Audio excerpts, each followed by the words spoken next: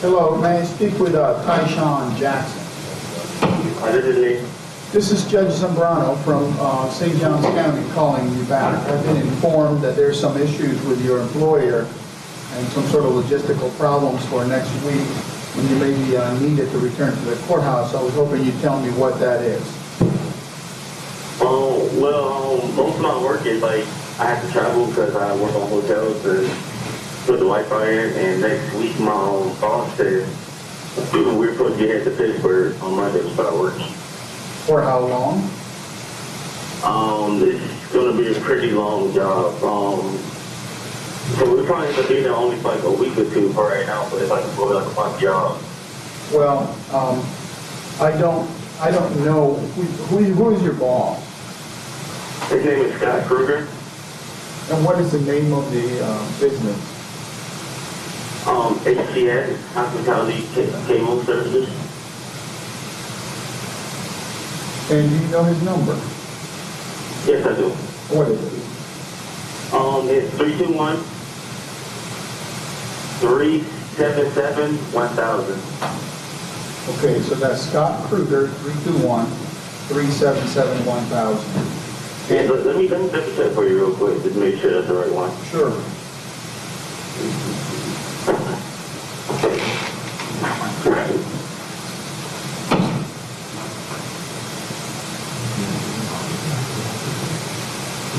Yeah, that's the number. All right, and give me the name of the business again. Excuse me? The name of the business you work for. HCS, Hospitality Cable Services. Okay.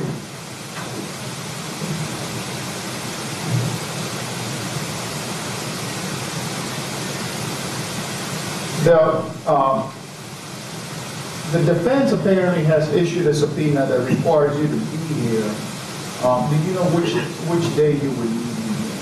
Well, it depends on when they finish, but what we were asking is, we need to know what the latest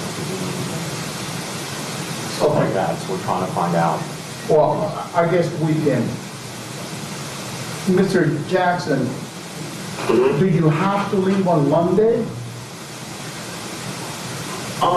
That's when he's leaving and we drive everywhere we go. We don't. Do you drive with him or do you drive separate? I drive with him. We take a company van up there wherever we go. Okay, and what's the place that you're going? We're supposed to go to Pittsburgh. I'm assuming it's Pittsburgh, Pennsylvania. Yes, sir. Well, the defense is going to need you one day next week. You are under subpoena, which means you have to be here. And I don't want to have to issue a warrant to go pick you up from Pittsburgh and right down here in the sheriff's office. So, I understand. It's just, I have a family and I have rent too. Like, I'm kind of behind on bills and stuff. So it's just a hard time for me. Like, I understand. I don't have no problem because I want to help you guys and help out the case, and that's what I'm here for. But I have kids of my own, and I have a house and I have bills. yeah, but there's no option. So the question is this: do we let you go up there and then have the defense rent a car and you drive down here and testify? Or fly. Huh? You're not allowed to do that. I know the rental is not, but flying him back is, we do that all the time. You're going to have to come back. That's the bottom line. You're going to have to come back. Huh? Or not leave. Well, I mean, I don't want to keep them sequestered for the entire time. I don't know when they're planning to finish, but I think the earliest we could call would be Tuesday afternoon. Tuesday afternoon would be the earliest. If they rest. How about Wednesday? What would be Can we make a plan for Wednesday? if they can, Okay. I can do it any day, Right. but we're already disrupting them a little bit. Okay. I prefer to leave, but whatever day you say is the day. I think a question for him would be, if he does go to Pittsburgh, will he have somebody that can take him to an airport to fly back if that's needed? Yeah, well, as an option, can you lump them in with a Monday witness? I don't know how long it's going to take, but You think the Monday witness might be longer than a day or not? Do you think the Monday witness in combination with him would be longer than a We day? discussed maybe him recalling in their case and then letting us just go like we were going to go, but I don't want to say what they want to do. So I don't want to do that. You don't want I don't want to recall Mr. Jackson during our case. It kind of interrupts our flow. I'm not asking you to do that. Yeah. I'm just accommodating the I know. defense request. my I know. idea is that he doesn't leave and that if we have to send them, then we send them up there. I mean, he's going to drive up there. It's Pittsburgh. They're going to get there either late at night or the next day. And he's going to come right back somehow. There's no, my suggestion is that he doesn't leave, and then if we have to send him up there, then somebody can get him when he gets there. My concern on that is twofold, is that his job is such that if he doesn't go, he doesn't get another hookup with this company until they're done with that job in a month. So he goes a month without pay. He can fly back. That's what he told us on the phone before. And he can fly back. But if we keep him here and then we don't use him, then it's incumbent upon him to get up there. And we've kept him from catching his ride. This may not be a guy who has $1,000 to buy an immediate plane ticket to go catch his work. And so we've kept him here in this bottle and said, we're going to use you and we're going to need you. And if it turns out that we don't, then he doesn't get a ride to Pennsylvania. Months ago. This is not. This is just a logistical issue. It happens Yeah. in every trial. I mean, Yeah. we're just trying to accommodate your schedule and trying to accommodate his needs to keep working and not lose his job. And can I ask another question? Because I know that we've received a witness list with more than just the 2 witnesses from the defense that we've been talking about. So I don't know that when the defense does start their case, they're only going to be taking one. I don't want to paint somebody in corner and commit to that now, but I mean, I don't know that there's not other witnesses you might plan to be calling that you could put on Wednesday if you need to come back Thursday or Friday. So, Well, Mr. Jackson, do you know what time you're leaving on Monday? No, I don't know exactly what time. Do you want me to call your boss and explain to him what's going on? Yeah, that'd be good. So what's the situation? Will I be maybe like leaving like later in the course of the week or? Well, I don't want you to lose your job. So I'm trying to... I'm losing my job. I know I won't lose my job before that. I need money to pay. I need to go work so I can pay my rent and pay my bills. I know I won't lose my job, so my boss understands. Yeah, but the thing is this. The options are taking you on Monday, and then that way you can go on after that. But I don't know if you're going to lose your ride if we take you on Monday. The other option is to require you to stay here until Wednesday, but then you're going to have to find a way to get yourself up to Pittsburgh after you finish here on Wednesday. And I don't know if you have means to do that.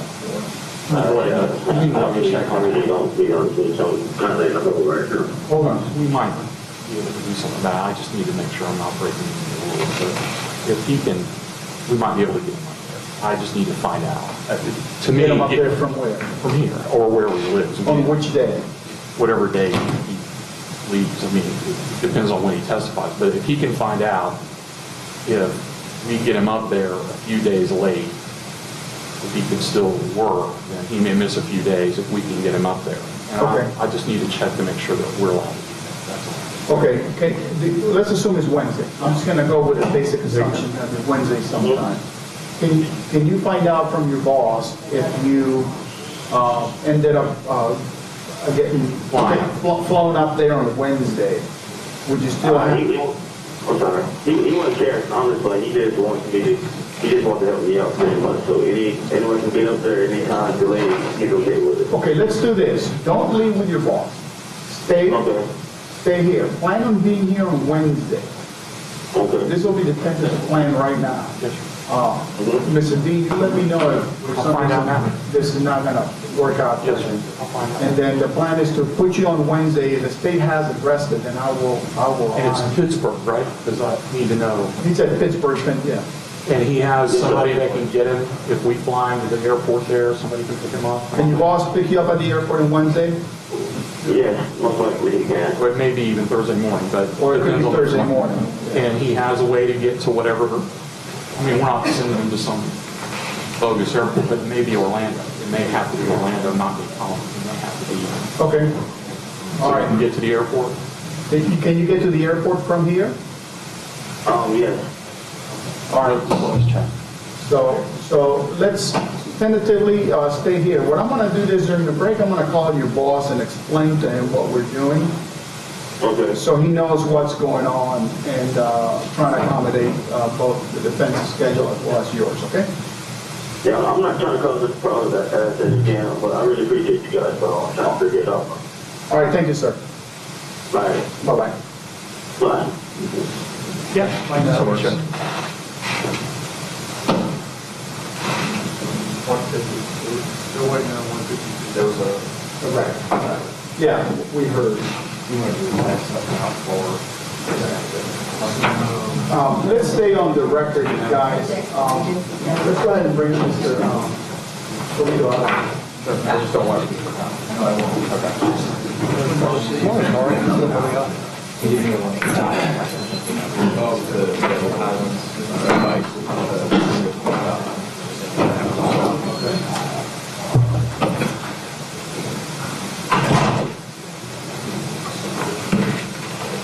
I'm sorry, Judge. Do we have the transcript already go? Yes, sir. Yeah, we stayed until about 11 or 11:30 last night. Watched both the 23rd and the 24th with defense counsel in their completed in form as they're here today. And by stipulation of counsel, we'd like to withdraw the exhibits that were put before the court yesterday for evidence and just mark them as ID only so that they'll remain with the file. The interviews, the thumb drives that we placed into evidence and began to show, we would like to stipulate the removal of them from evidence, mark them as court's exhibits. We need to know exactly what they are. Yes, sir.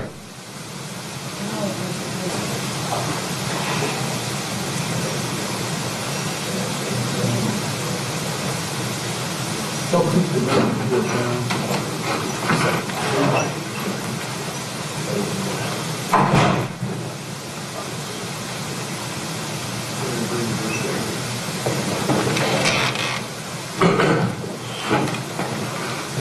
All right, let's go back on the record.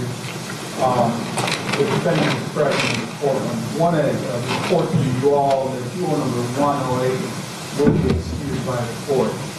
She arrived at the courthouse this morning. There was a crash. Several jurors were running late.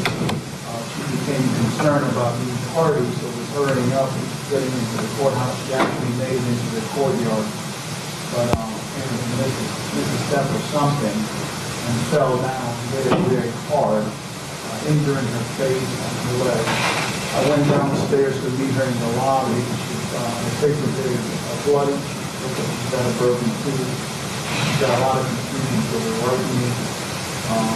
I can't imagine being able to listen to the case as she's got this.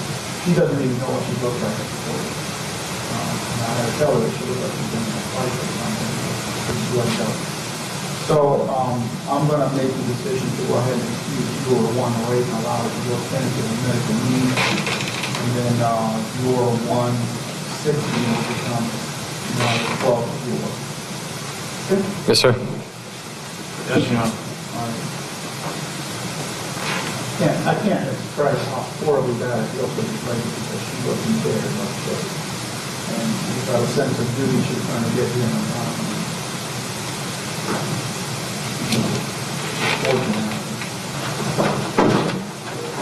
Jurors in the presence of the court, see the jury box, Your Honor.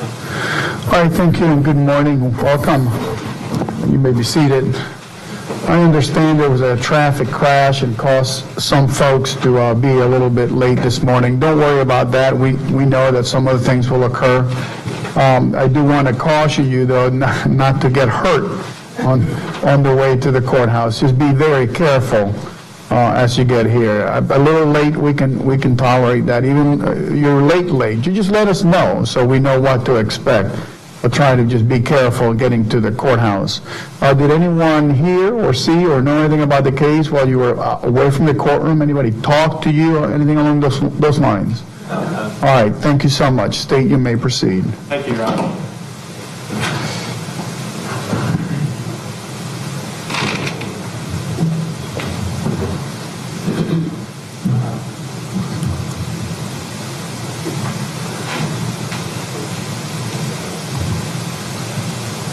Judge, may I approach the witness?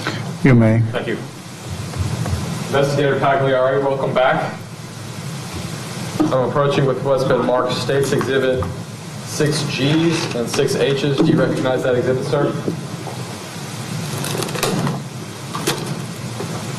Yes, sir. Also approaching with what's been marked State's Exhibit 6Is and 6Js. You recognize those exhibits? Yes, sir. And what are those, sir? They are the interviews on October 23rd, October 24th, 2013, and the 2 transcripts for each interview.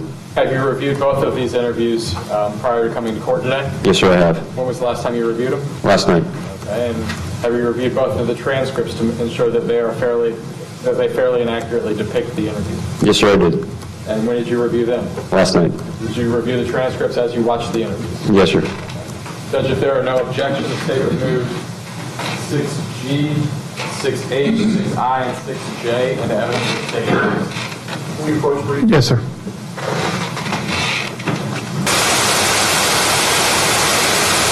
So I just kind of hold it under there? Okay. All right, the items will be admitted into evidence. State 6G, that's State 112.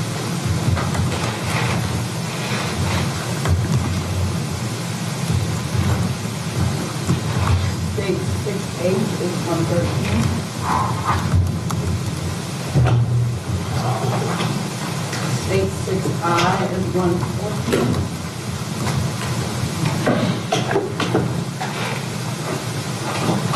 And State 6J is 115. And Judge, again, we have transcripts for everyone's review to be distributed to the jury. We can have the bailiffs distribute the transcripts, please. Thank you. I'm going to need one as well. Yes, sir. Adrian, how many? So 112, 113, 114? And 115.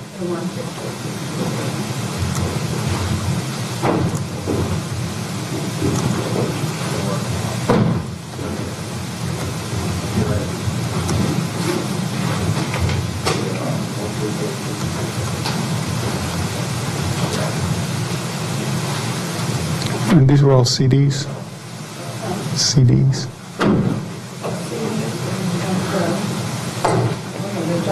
Yeah, okay.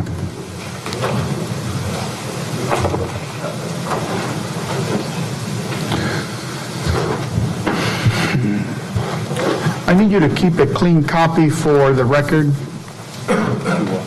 Yes, I have a clean copy, 6 H's. Okay.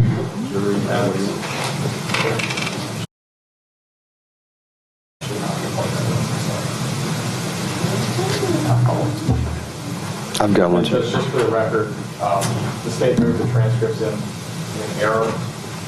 113 and 115 removed from evidence and marked as ID only. That's my fault. The transcripts are not evidence. Correct.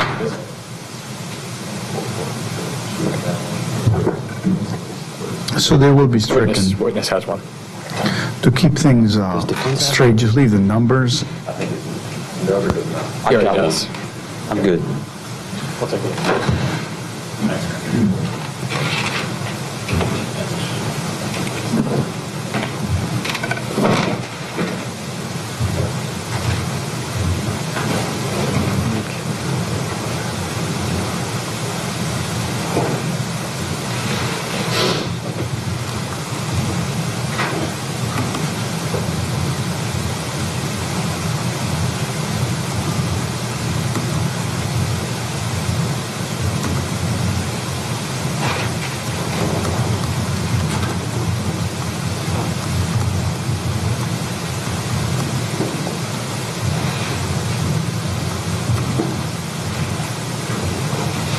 Judge, at this point, may the state publish to the jury the interview 112? All right, Thank you. you may proceed.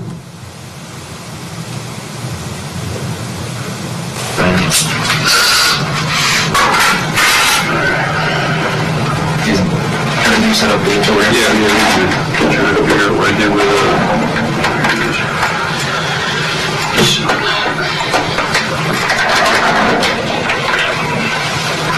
What do you know?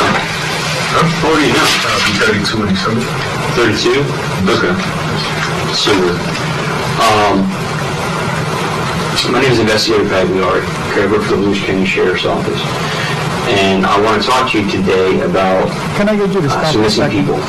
Okay? Can I have Counsel Sidebar? Our case number 4, it's 13-. We don't need the court reporter.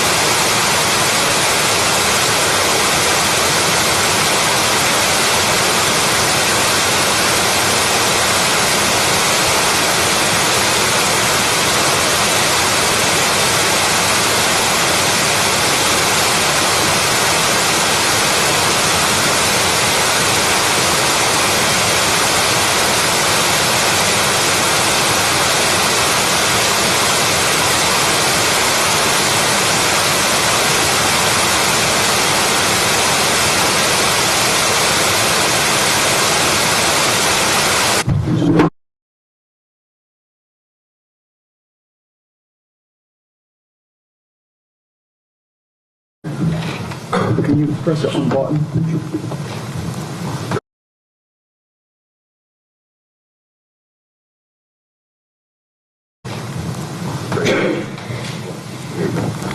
Okay, you say it should work? Yeah, okay, all right.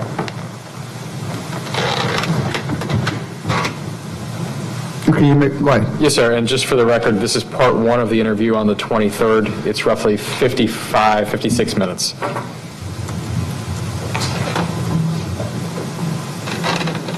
From what I know of you, you're Louis Toledo? Correct. Okay. And I had your date of birth as December 19th? Okay, of 1981? Correct. All right. Do you live at the house 317 Covent Gardens? Yes, sir. Okay, that's in Deltona. And what's your phone number? 321-696-5859. And who's your provider for that? Sprint. Sprint. Have you had them for a while?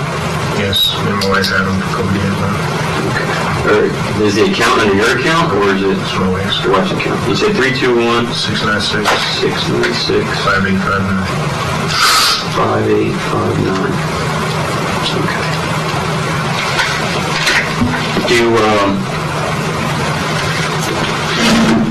I guess I want to lay it out there and tell you this, that this is a totally voluntary type thing for you, okay? I'm not going to talk anything about what happened in Seminole County. I have nothing to do with that. This is strictly a missing persons investigation.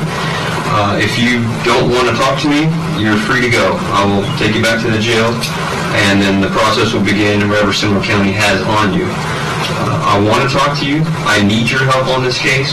Okay, your wife is missing, and the 2 children are missing. Are they your children or her children? They're my kids, because I raised them, but not biologically. Okay. I consider them my kids.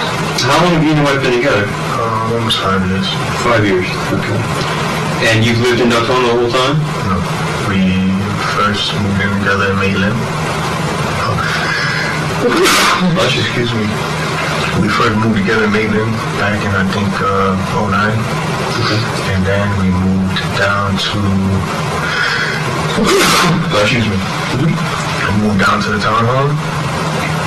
And right before the Trayvon shooting, we moved out of the townhome. Wow. And we bought the house. We got married in 2011. Okay. January 1st, 11, November 11. Wow, that's pretty cool. Yeah. And we had a house, and we've been there since.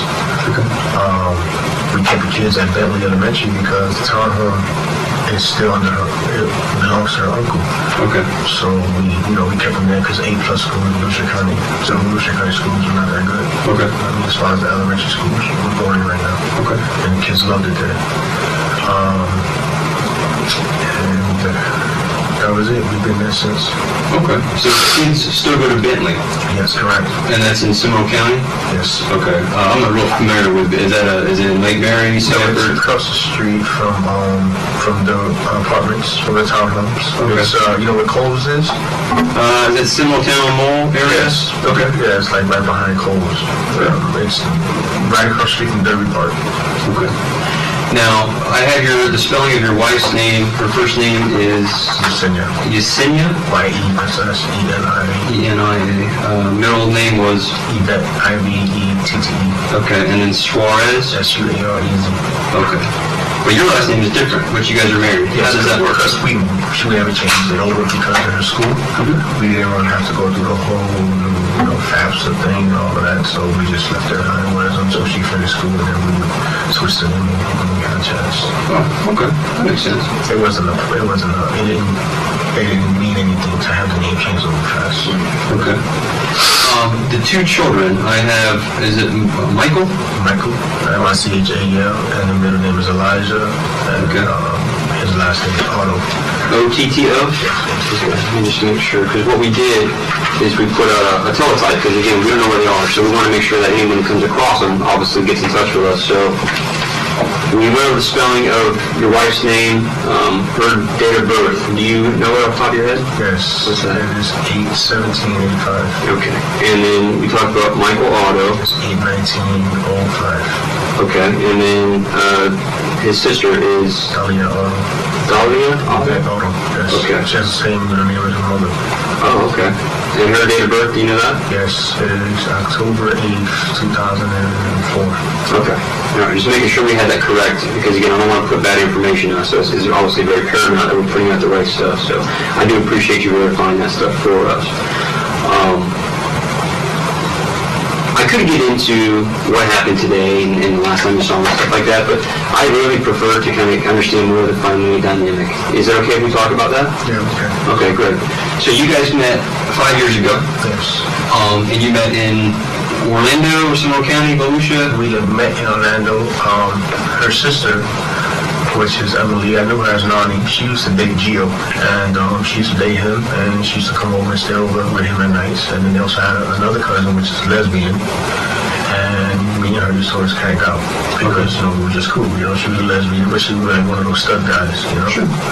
And she was showing me pictures, and she showed me pictures of her one day, and she was like, "This is my other cousin." And I was like, "Wow, she's fine, she's beautiful." Hooked me up, and then her sister was like, "No, she's married." So, and then we come to find out that they're going through a split up or whatever, but I don't see Emily Nani for a while because her and Gio stopped dating. Wow. So I bumped into them at a festival in 09. At the festival, at the Medina Festival out on Bumby. And she said, "Yeah, I'm here just to my sister. She's single now, so they come, my wife." And she said, "Oh, how you doing?" And she just said, "Keep going, keep going." So I was like, "All right." So about a good hour into the festival, I heard a commotion. I looked over, I heard I seen the guy headbutting her, and she fell to the floor. And then her sister was just jumping on the guy. So some of the dudes that I was with, ran over there to help her sister. I went and picked her up from the floor. And I took her to the back gate. I laid her down on the floor. I started cleaning her nose. She had blood clots and stuff. And she was really out of it, really out of it. And so I took my shirt, I started cleaning her and everything. And then her friend pulled up, Stephanie and all of them. Okay. And they wound up taking her. So maybe like a couple days later or so, I was on MySpace, and I went on MySpace, and I seen that, she was friends with her sister, and I was like, "Hey, how you doing?" So they got to pick her up. She said, "Oh, yeah, I'm looking for you. I need you to testify on my case for me, whatever, Are you willing to do that?" I was like, I don't know, maybe, things like that. But I was more interested in getting to know her. So I was like, "Okay, yeah, whatever." I said, so she sent me some pictures of her bruising, her face and everything. And I was like, okay, well, you need to get out, get out. And she was like, no, I want to get out. I just want to stay home. I said, don't let that put fear in you, Right. You should never allow a man to put fear in you. So she said, okay, that's no problem. And I told her, I was like, don't worry about it, She's like, yeah, I had to live legally. I was like, yeah, a man that hits a woman is a weak man, I said, so don't worry about it. He'll have what's coming to him. Right. So we agreed to go out on a date for the first time. It's so funny, the first day we went out, her mother and her stepfather were coming to the date. We met at when there was a club over on Toledo Boulevard in the corner behind the hotel. Yes. And we thought it was Latin night, but it happened to be Latin night. And so her mother and stepfather didn't really have a good impression of me. So we wound up leaving, and we went out to another club, but her mother and her stepfather went getting away. Me and her went out to go to Tight Racks to meet up with her sister. And from there, a fight broke out. I wound up picking her up, moving her out the way. That time she was probably like 115 pounds, 20 pounds. She said, wow, you always helping me or whatever. So we went back to her house. I stood over. She invited me to the bedroom. I didn't go into the bedroom. I was like, no, I'm fine. I'll stay in the couch. I'll sleep on the couch. So I had more respect for her. I felt there was something different about her. So I left it at that. And then like the next day, she's like, are you gay or something? I'm like, no. She's like, no, I invited you to come in. And I'm just like, yeah, but I know right now you at a hurting stage, so you're real vulnerable, and I don't want to take advantage of that, because women, whenever they go through that stage and with a breakup and they have another man there and they're really vulnerable, they're committed, they feel like they're committed, and they'll give themselves over to the man. So she's like, oh, I respect that, So we kept dating, and not far after that, her sister calls my cell phone a couple weeks later, asking me, hey, what's going on with you and my sister? But she's laying in the bed with me. And I'm like, no, her cousin called me first. And she's like, hey, what's going on with you and my cousin? I said, why? Did somebody call you to ask me that? She goes, yeah, I think Emily likes you. I'm like, why would Emily like me? She used to date Gio. Right. Like, I look at her like a sister, Right. Yeah. So then I said, you tell Emily to call me. So Emily called me. She's like, yo, what's going on? How you doing? I said, no. She goes, you want to go to the beach? I said, no, I'm chilling right now. She goes, who you with? I said, I'm by myself. She goes, so what's going on with you and my sister? I said, there's nothing going on. We're friends, but if things will progress, I'll let you know. She's like, oh, well, because I was hoping things would progress between me and you. But her sister's laying right there. Yeah. That's a little awkward. And she's like, I'm not saying that, you're a good guy. It's my sister. She don't know how to pick her man. And, she's just always treating her man like crap and this and that. And I don't want you to go through that. That's what she's hearing this. And I'm just like, don't say anything. So she's trying to be protective of you, Emily is. Supposedly. Right. So she's like, all right, Sima, but that's cool, though. She hangs up on me. She calls her sister. And she's like, oh, that's fucked up. How the fuck you gonna say he and they said, I liked him. She's like, what are you talking about? You dated Gio. That's like his brother. Yeah. So she's playing both sides. Right. So my wife's hearing this. So she's like, all right, I got you. So she hangs up the phone. Emily sabotaging you. Sabotaging me real bad. So she can't stand me. Yeah. So now my wife is like, you know what, don't worry about it. She's paying both sides, as she always does. So she already sabotaged me with my mother-in-law. So my mother-in-law couldn't stand me. So for like a year or two, my wife didn't talk to her sister or my mother-in-law. Mother-in-law living in Orlando or Deltona? This one, we was living in Maitland, and her mother-in-law works at the Lowe's up there. Right. This is your wife's mother. What's her name? Felicia. Felicia. Yes. That's when you're doing a Chick-fil-A deal? Yes, I'm doing Chick-fil-A. It's F-E... C. You know her last name? Perez. Perez? Yeah, that's her maiden name. So. Okay. Where's she living in Deltona? Like literally around the corner from us. Same subdivision? Same subdivision. I got 709 Paddington Place. Paddington. I think Paddington's one of the back streets, right? Yeah, they keep going through, and it's like the second one to the right. Yeah. Okay. So keep going, I'm sorry. So Emily... Emily started getting along. All right, and how about the mother-in-law? She's still good with you? The mother-in-law, she started coming around. Okay? So she started coming around. And then, right before we got married, Emily calls the sister and texts her sister saying, how are you going to marry him? You're forcing him to marry you. I know you are. Why are you going to be forcing him to marry you? You know, I don't think he wants that. So all I did was text her.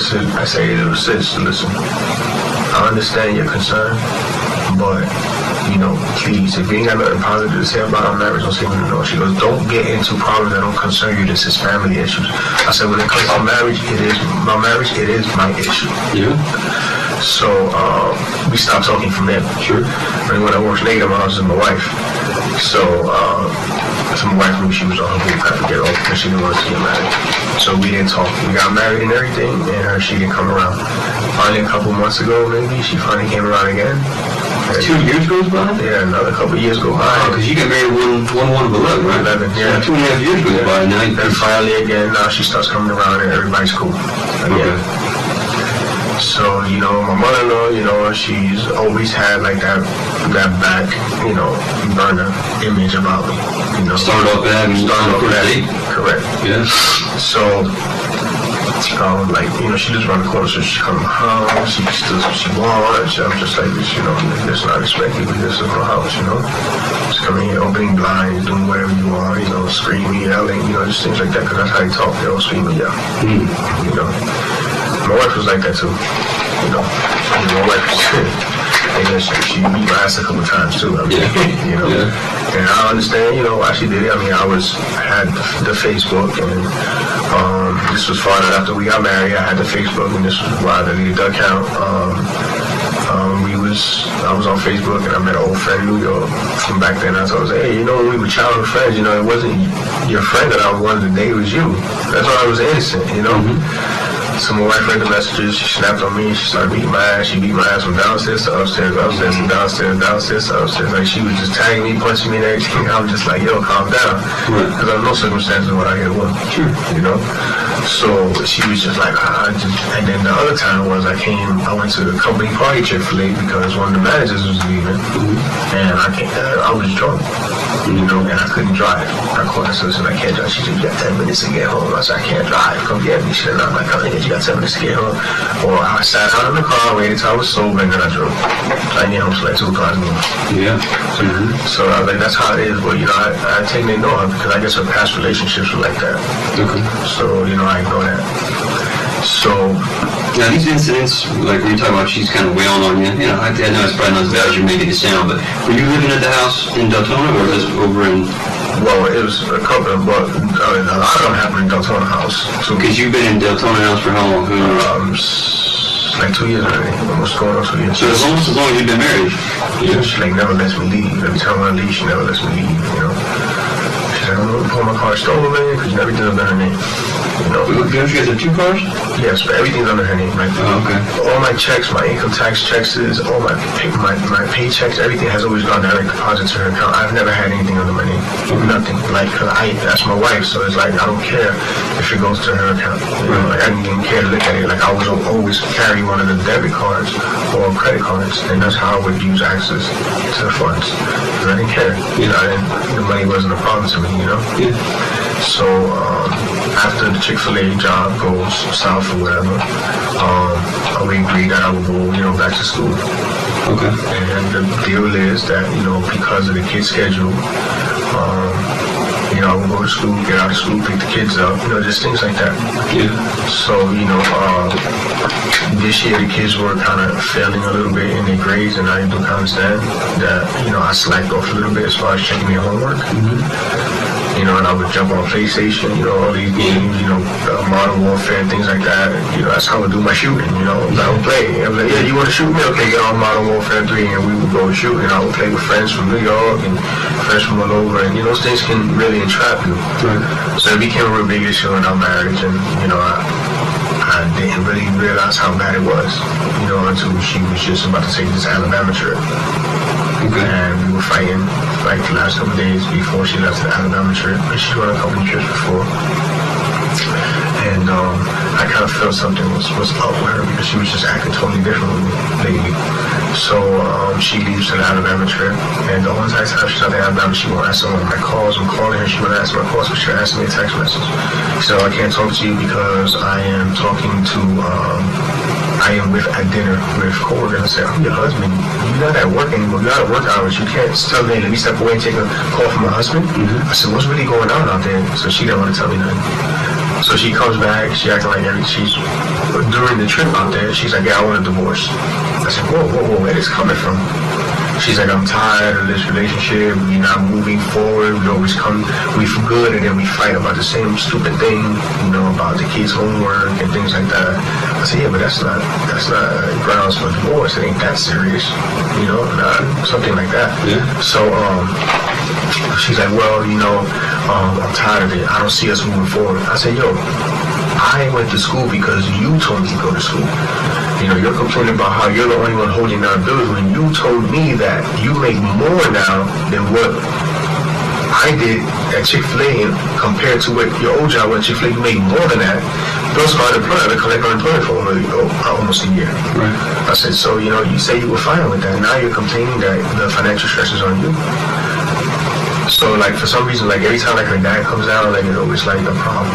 You know, like, he puts a lot of stress on her because the fact is that, you know, he doesn't want to be a dad to her. He just wants to go do whatever he wants to go do. So that was taking a toll on it, too. So he left, you know, and he said, yeah, you know, you ever get the divorce, I would understand, you know, because that's the same way her mother was. Wow. Her dad told me that. Yeah. So, So he went back up? Yeah, he went back to Puerto Rico. So, there was an issue with the car, and he gave a diagnostics, and then when he got under the car to go fix it, it wasn't the wrong way, it was other parts. So she got upset, and she started wailing. I'm like, yo, it's like, so yo, it's not that serious. I said, it's like, if you know that the AC, when you touch the AC, if that's not cold, you know there's something wrong with that line. But when you open up the box to fix that line, you realize that was what it was. Your dad thought it was CV joints and things like that. When he got on there, he realized it was the motor mounts, he realized transmission mounts, he realized you had 2 control arm vents, you know, just things like that. And it's my sister's job, she's getting the parts for us, just things like that. It was just getting, you know, out of control. Yeah. So, like, even my neighbor was there. My neighbor, I used to go to school with Tyshawn. And he's like, you know, he had to get him to leave. Because he was like, you know, wow, this is serious. Like Tyshawn lives next to you, next to Deltona? Yeah, next to Deltona. We used to go Not to Tyshawn. Tyshawn Jackson. Okay. Yeah. I would take him to school, you know. So on the way back, from school, you know, I had some boxing gloves. He decided he wanted to train me because he wanted to see what I know. And, you know, he was like, wow, I didn't know that, you know. I said, yeah, the glasses fool you. You know, used to box? Well, I'm pretty good at what I do. Like, I've multi-trained a lot of things. So, like, I hit a lot harder than what I appear to do. And I'm very strategic with how I move. So it catches attention, like, wow. Like, you know, a lot of people told me, man, you should go into MMA. You know, I was going... You were fighting for a while. Yeah, I was fighting for a while, you know, and, you know, I was training out with an ATT, American Top Team, and things like that, but I just didn't want to do it, you know. And my wife didn't want, you know, for me to be a part of it either. You know, she didn't want to deal with that, you know. So I just left it alone, and I would just, during that issue time, I would personally train. So now bringing it to the trip in Alabama, she's like, yo, you know, I want this divorce, whatever, da. So when she comes back from Alabama, I said, there's something more to it. Nobody just wants a divorce. There's something more up to it. So at one point, I thought that it was this older guy, Mario, because she always talked about him, Mario. So older guy. She works with him? Yeah. And I always thought it was something with him because she wanted even to hook him up with her mother. So, you know, I go online and I figure out how to install an SMS tracker on the phone. Okay. So I install the SMS tracker on the phone, I link it to my phone. So I start receiving all her text messages, all her links that she was looking up. And does it work where she's at when she's making these texts and looking stuff up, or it only works when she gets a text?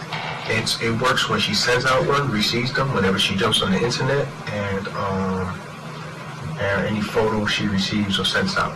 But it doesn't tell you where she's at when she's receiving it, does it? Kind of like a GPS tracker. It gives you a coordinates number. coordinates, but, I mean, I don't know how to read coordinates. So it gives you like a lat longitude? Yeah, and It gives you a point on a map or something? exactly where she was at. That's a lot of information you get. Yeah. You have to pay for it. Oh, you gotta pay for it. Well, you get the free trial, but then after that, you gotta pay for it. So I went, I bought a prepaid credit card, and I paid for just the 1 month to try it out. Man, the stuff that I find out, I was like, wow, this is a totally different woman from what I know. Is it on the phone right now? Yes, it's on the phone. How long has it been on the phone? It's been on the phone for a while. I got it. If you can find my phone, I can pull it up for you. Matter of fact, you don't even need a phone. I can give you a computer right now, and you can pull it up. Because I can go online, smstracker.com, and I can put in her account, and you can see everything that I'm telling you about. If you get a laptop, I'll show you. Does the phone have to be on for it to work? No. So even if the phone's off, like right now, we can still track it? Whatever received, whatever, just the last pinpoint, any text message she's ever sent out, the last location, any place the last tower picked her up at, anytime the last, Yeah. Anything was sent or came to the saying phone. it came through, yeah.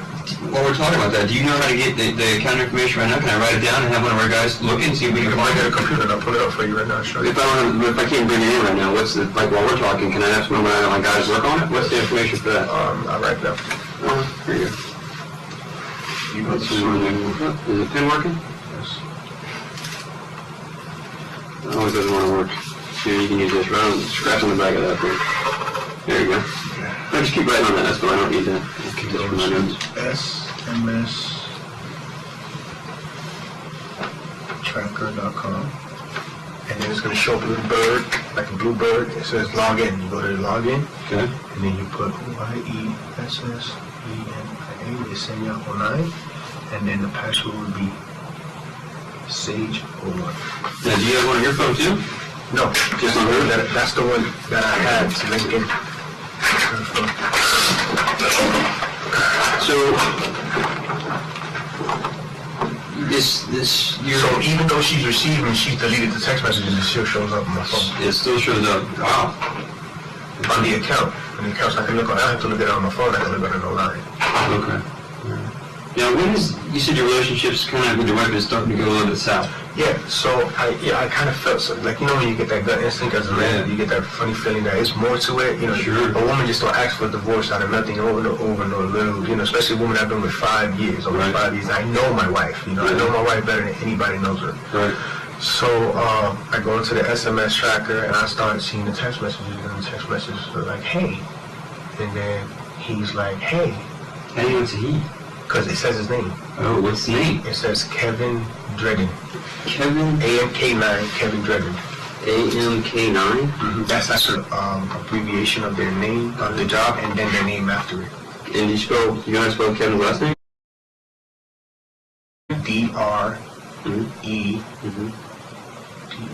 DREDDEN. Dredden? Dredden, yes. That's a coworker of hers? Yes, Kevin Dredden. This is the guy she went to Alabama with. When did she go to Alabama? She just came back not that long ago. Was it like, was it last week? Yes, October? October, yes. This is how I found out. So she went on a business trip in October. This October, Yes. was this K9, AMK9? AMK9. Is it a K9 company, or is that just what kind of work do they do? They are a military defense contractor. Oh. They the ones that, you know, train all the dogs for the sheriff's departments and all the dogs that go overseas and things like that. Yeah. Okay, interesting. So she just got back from her trip, and you've known something's been kind of up for this. How long do you think it's been going on? 30 days? Well, I don't know. 50 days? So I go into the messages to find out. Yeah. And then I see, hey, from her to him, and then he's like, hey, and then she asks him, hey, are we still on this afternoon? And he goes, will you be mad if I moved it to Saturday? And she's like, am I supposed to be mad? And then he goes, no, and then it was something transpired where she was like, I can't deal with this anymore, with us sneaking around, you know. She said that? Yes, it's taking a toll on me. Also, it's not fair to your wife. You should, figure out what you want. Just things like that. It's not fair to her. I put myself in her shoes. Just things like that, Yeah. So she's confessing it. Yeah. So I said, you know what? I said, I'm going to bring this to her attention. Okay. So I go to her job. And when I go to her job, I said, listen, let me ask you a question. I said, when you was... So before that, I look and I noticed that she was looking up hotels at Altamont for $36, hotel rooms. So, For what date though? for that day, that she's like, hey, are we still on for this afternoon? Holy shit. So what the problem was that she was going to go to the hotel, but because he canceled it, he said, well, can we move it to Saturday? And she's like, yeah. He goes, well, you have to pick me up at the gym then. She goes, I don't know, I'll try to pull something off. She goes, I can't guarantee you, but I'll try to pull something off. Okay. So when I bring it to her attention, I said, yo, have you slept with anybody? And she goes, no. And she just starts shaking. And she's like,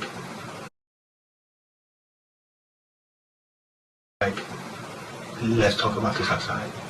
So we go outside, and she's like, yes, it's true. I slept with Kevin. She goes, it was a mistake. You know, I was drinking, I was upset at you, and I slept with him. And, you know, we was gonna set it up to go sleep with each other again. This week they were going to sleep with each other again? Yeah, that's what she was looking up for the hotel for. So then they were gonna go do it for Saturday. So I asked her, I said, how long has it been going on? Mm-hmm. She said, well, it only went on once. So I said, okay. And she was drunk? That's what she said, only went on once. Only went on once, but she's setting it up again. Yep, he's setting it up again. She said it didn't mean nothing to her. She wanted to work things out with me. She's sorry. She loves me. This, you know, I'm crying at her job. You know, I'm like, damn, hurt. You know, I'm like, yo. Sure. 5 years is a long time. So I leave, and I call Kevin. I said, Kevin, listen, do not tell my wife that me and you talked. It's just going to be between me and you. Mm-hmm. I know what's going on. I want to know from you how long it's been. Because I want to see if he said the same thing, it only happened once. So he starts denying it. Like, he's like, no, it's just strictly business. It's strictly business. It has nothing to do with that. Me and her are just friends, whatever. I said, Kevin, come on, man. I'm not stupid, man. Talk to me as a man. He goes, well, listen, man.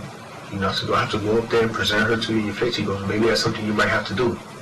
Mm-hmm. So I said, all right, then. So I go up there. When I get up there to the job, he's standing there. Were you still at the job?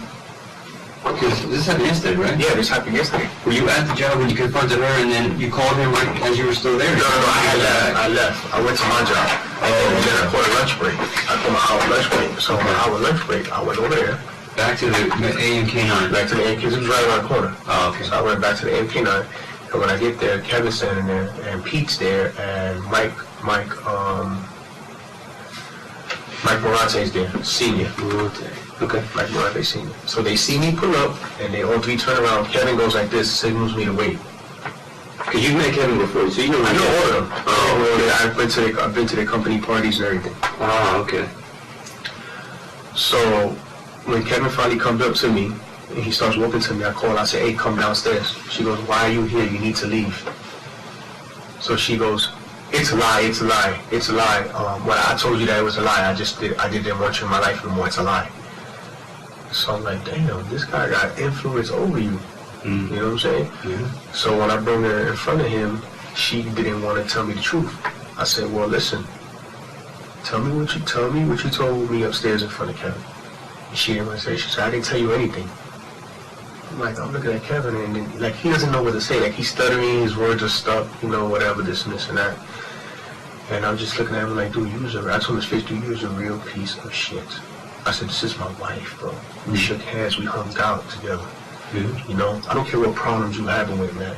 It's messed up. My marriage is broken now. You sitting here trying to cover yourself? I said, you guys don't want to tell me the truth. I'm going to go tell your bosses that while you guys were out on a company trip, you were screwing around. So I started walking. She's like, no. So she grabbed me, whatever. She tried to grab me right back of my neck, whatever. You know what I'm saying? So I was like, no, man, get off of me. I said, no. So then tell me the truth. I'm giving you the last opportunity. You guys are going to tell me the truth right here. All I want to do is squash this as adults and say, listen, I want to know from both sides. Listen, this was happening. It was a mistake, and that's it. Yeah. I want to know that it's over now from the both of y'all. I want to know that I can trust you two working together. No, they were still denying it. So I walked off. I went to the door. I waved. She buzzed me in. I said, where's Pete? So she goes to the girl, call the cops. Tell them that somebody that's supposed to be in this building is in the building. So I woke up to the thing. I turn around and I go in there. I see Pete and Mike. I said, Pete, look, you guys, you had sent them on a company trip out there screwing. I got all the text messages and everything to show you, you know, and he still denied that it comes behind.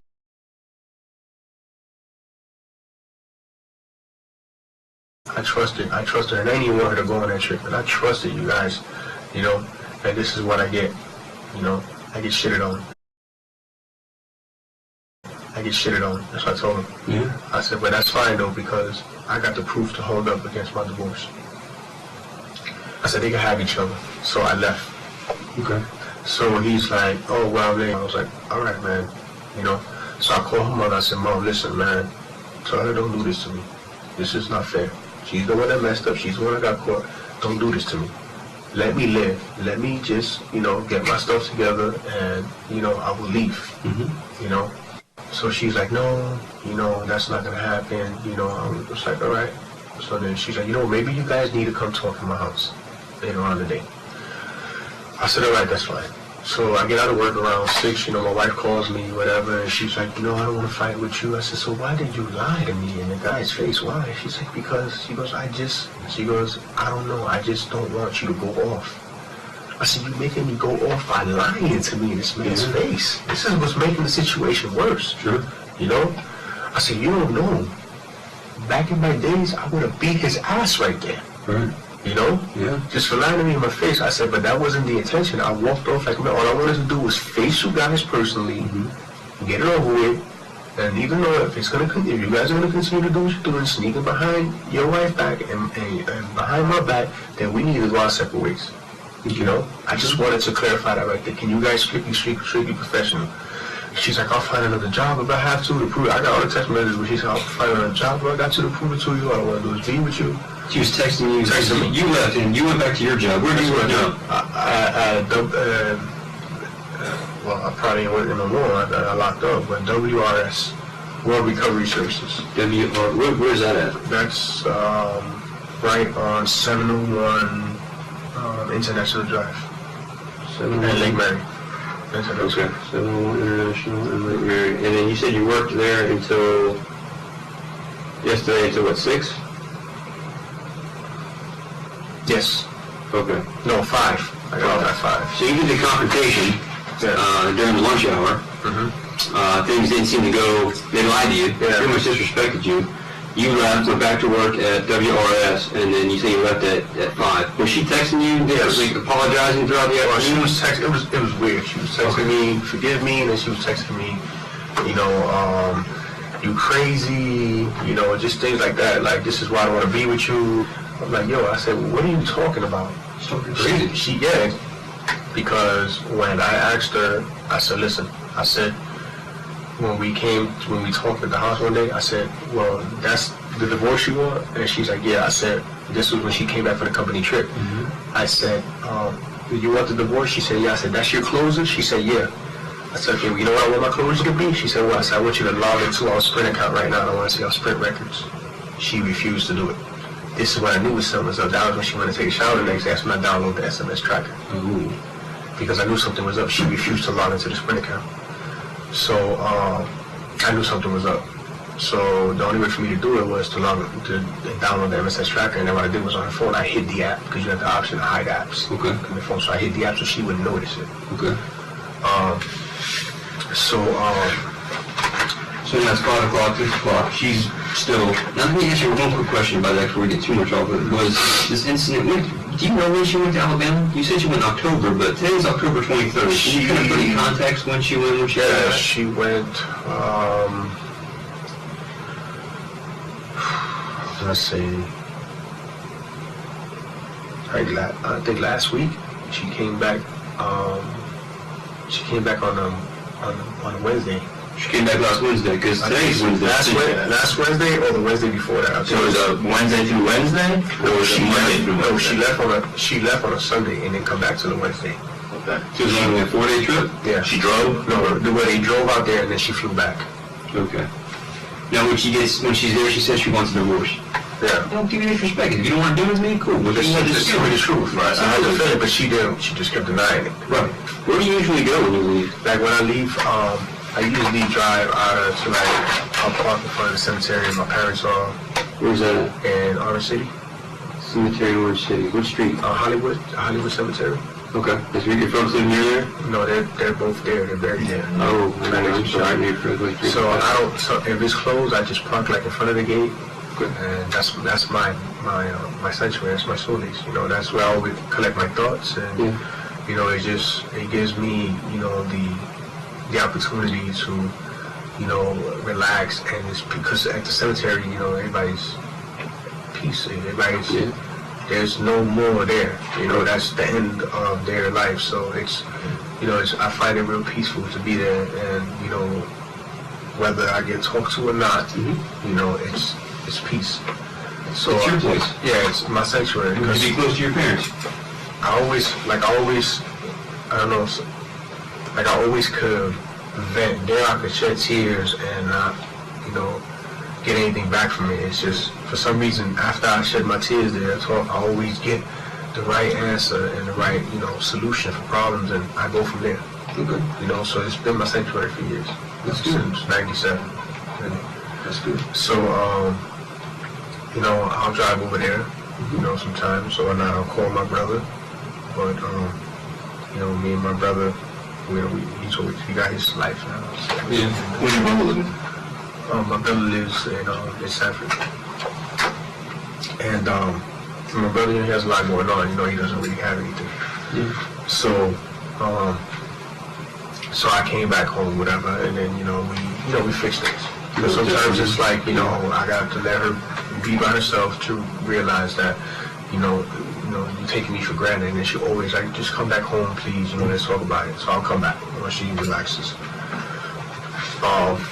So, let's see. So I guess we'll go back to yesterday. You said at 5 o'clock you went, Mr. Perez, Yeah. your mother-in-law said, hey, you guys need to work it out of my house. Is that like the place you and your wife go sometimes just to Well, no, because, you know, it was, my wife said that the way I acted at work, it was kind of crazy. I looked kind of crazy. So, you know, she was like, you know, I don't know if you're going to hurt me or whatever. So I just rather talk. I said, well, we can talk in front of your mom, because I'm not even going to go there. So we talked in front of her mother for hours. We was there, whatever. We're trying to reach a medium, you know, and then she kept denying it in front of her mother. So I'm like, why are you denying it in front of her? She's like, because I don't want to fight my mother, you know, whatever, this and that, you know, so she could just get... Why are you going to make anything better if she's going to sit there and deny it? Yeah, so she just wants to deny it, so she wants to look innocent to everybody. So at one point she's like, what are you doing? What are you doing? I said, nothing. She's like, let me see your phone. So she wanted to see if I was recording, because I was trying to get her voice recording. Your wife wanted to see what you were doing. Yeah, she's like, let me see your phone, let me see your phone. So I was trying to get her voice recording so I could show her mother, look, you see? Because I said, let me ask you a question, what really made you sleep with him? And she looked down at me and she seen I had my phone like this, and she's like, what are you doing? Let me see your phone. I want to make sure you're not recording me, son. I said, I'm not recording you, so I went up with my phone on top of the car. Is that been outside? Yeah, at her mother's house. At her mother's house. We talked in the garage. In the garage. Was your mother-in-law there? Yeah, she was there on and off. She would go in the house, come back out, you know, come in, go out. Can I get some water or something? Yeah. You need to use the bathroom or anything? Are you set? We can right now, good. You're good? Okay. Yeah, the water? Yeah, the water's fine.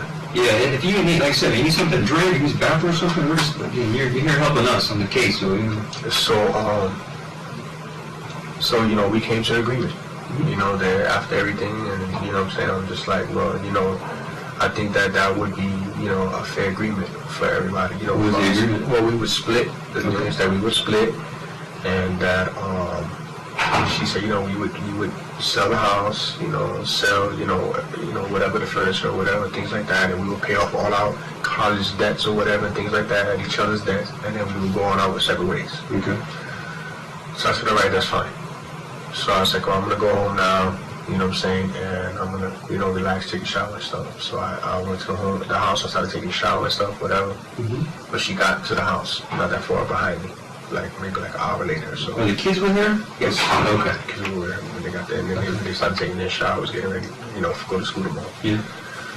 So she said, listen, after talking with my mother, I really want to work things out, you know. She goes, I think that we should be together, and that, you know, this is something that maybe you might be able to forgive me on, maybe something you might not never be able to forgive me on, but I think that, you know, we should work this out as a married couple. That's why I said, listen, I love you, I just don't like, when you lie to me like that, you showing me a totally different person of you, and then you lie to me in my face, you know. Thank you, sir. Yeah, you go.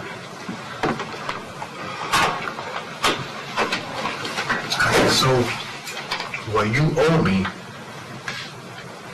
is that we need to, it's not right that me and you are living a bad marriage and he's living his happy marriage.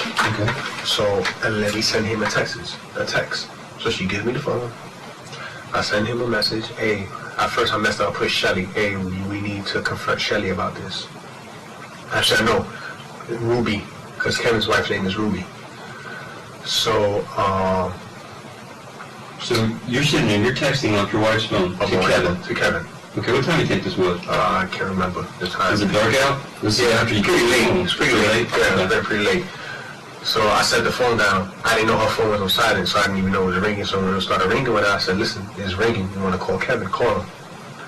So she calls him back, or he called us, and she picked up, one of the two. And then she's like, yeah, Kevin. And then he's like, yo, what's going on? Like, my wife's upset right now. You know, this and that. She wants to know what's going on. I get these text messages like, yo, like, you know, I told you, like, our relationship is strictly business. I don't know what's going on. I don't know if he's making you text this. I don't know if, what? I don't know. I was going to call Pete. And she's like, no, don't call Pete. And then he's like, so what's going on? Like, what's going on? And, like, so I'm like, tell him. Like, his wife's listening. Tell him. Say, Kevin, let's get this on the table. So she's like, Kevin, it wasn't me that sent you the text messages. I said, I'm done with you and Kevin. And I left. I said, you and Kevin can have each other. And I walked out, you know. Okay. So, I was upset I left, you know. And I drove down the cemetery for a while, and I was just there, just really stressed out. I was like, you know, she's steady playing these games, lying to me. I don't understand that. You know, she's steady just keep playing these games, you know, and she's telling me she wants to be with me, you know, and then now she's telling me, you know, in front of, she calls Kevin and it's Toledo Stern. I'm like, wow, this man has a lot of influence over her. Right. You know? You saw it earlier, and now you see it again. Now I see it again. After she's telling me that she really wants to work things out. Yeah.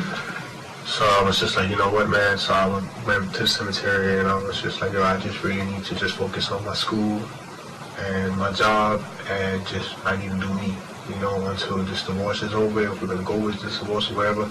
So I went back to the house. Did you make any calls while you were at the cemetery, or was this just kind of, did you like call your brother and let him know what's going on? No, I didn't call anybody. You just kind of gathered your own I thoughts? just gathered my own thoughts. Just when I'm in, you know, my own thinking mode, I don't, you know, like to involve people in my problems, because when you involve people in problems, everybody has a solution to your problem, but they don't have solutions to their own problems.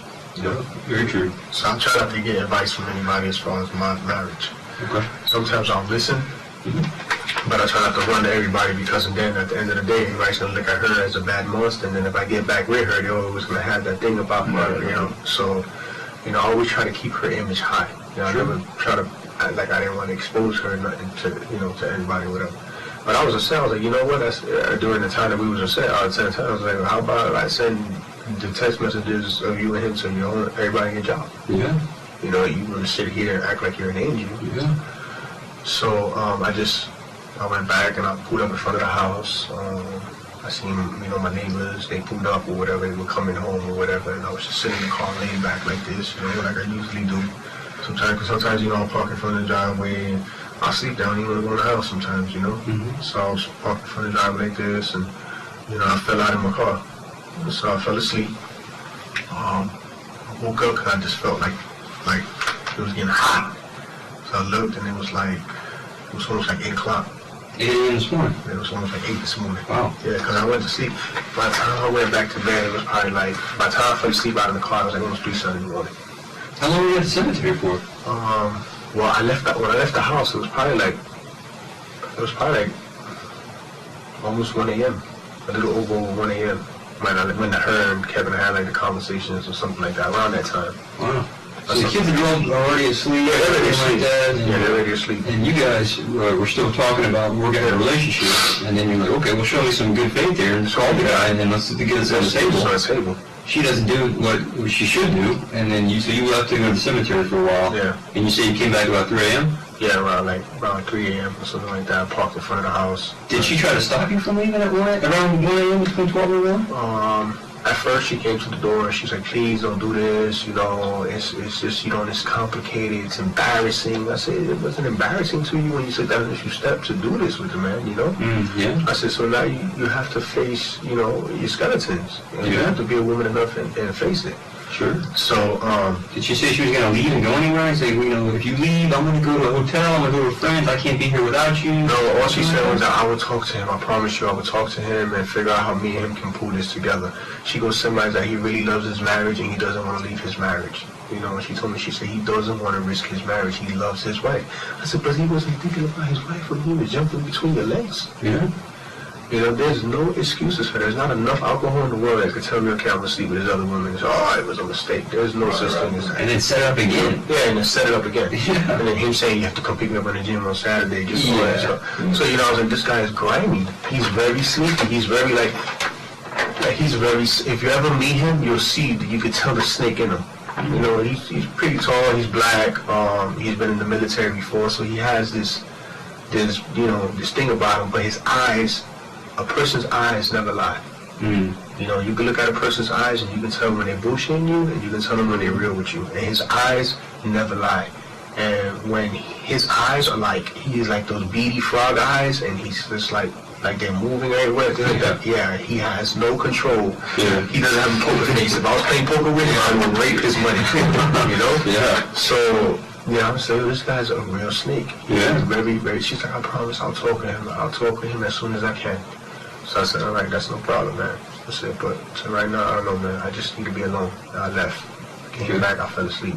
Now, when you got home, though, you said your neighbors were out? You saw your neighbor? Yeah, I saw my neighbor. At 3 a.m.? No, I saw, yeah, it was, I'm not sure what time it was. No, I saw them when I first was parked at the house, because I didn't drive off right away, you know. So at 1 a.m. Before you went to the cemetery. Yeah, probably around that time. Which neighbor was it? It was Tyshawn. I saw him around 9 too. I saw him around like 9 o'clock. He's the one that was next to you? Yes. Okay. You saw him around 9 p.m. or 9 a.m.? I think like 9 p.m. or something Okay, like so that last night you saw Tyshawn. So you saw him again around 12:30, 12-ish, 1-ish at 1 a.m. I'm not sure if he saw me or whatever, but I know that I saw, you know. What was he doing? I don't know, he was pulling up or something like that. Does he work at night? Nah, he just be hanging out. Yeah. You know. So the younger guy? Yeah, younger guy. Okay. Yeah. So, So 3 a.m. you come back, you're still chilling in the driveway. yeah, I'm chilling in the driveway. Which car is yours? The Saturn. Which color?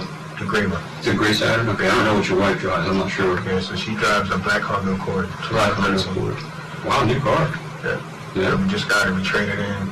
I traded in my Honda for the Nissan. The Nissan gave me trouble, so we traded in the Nissan for the Honda.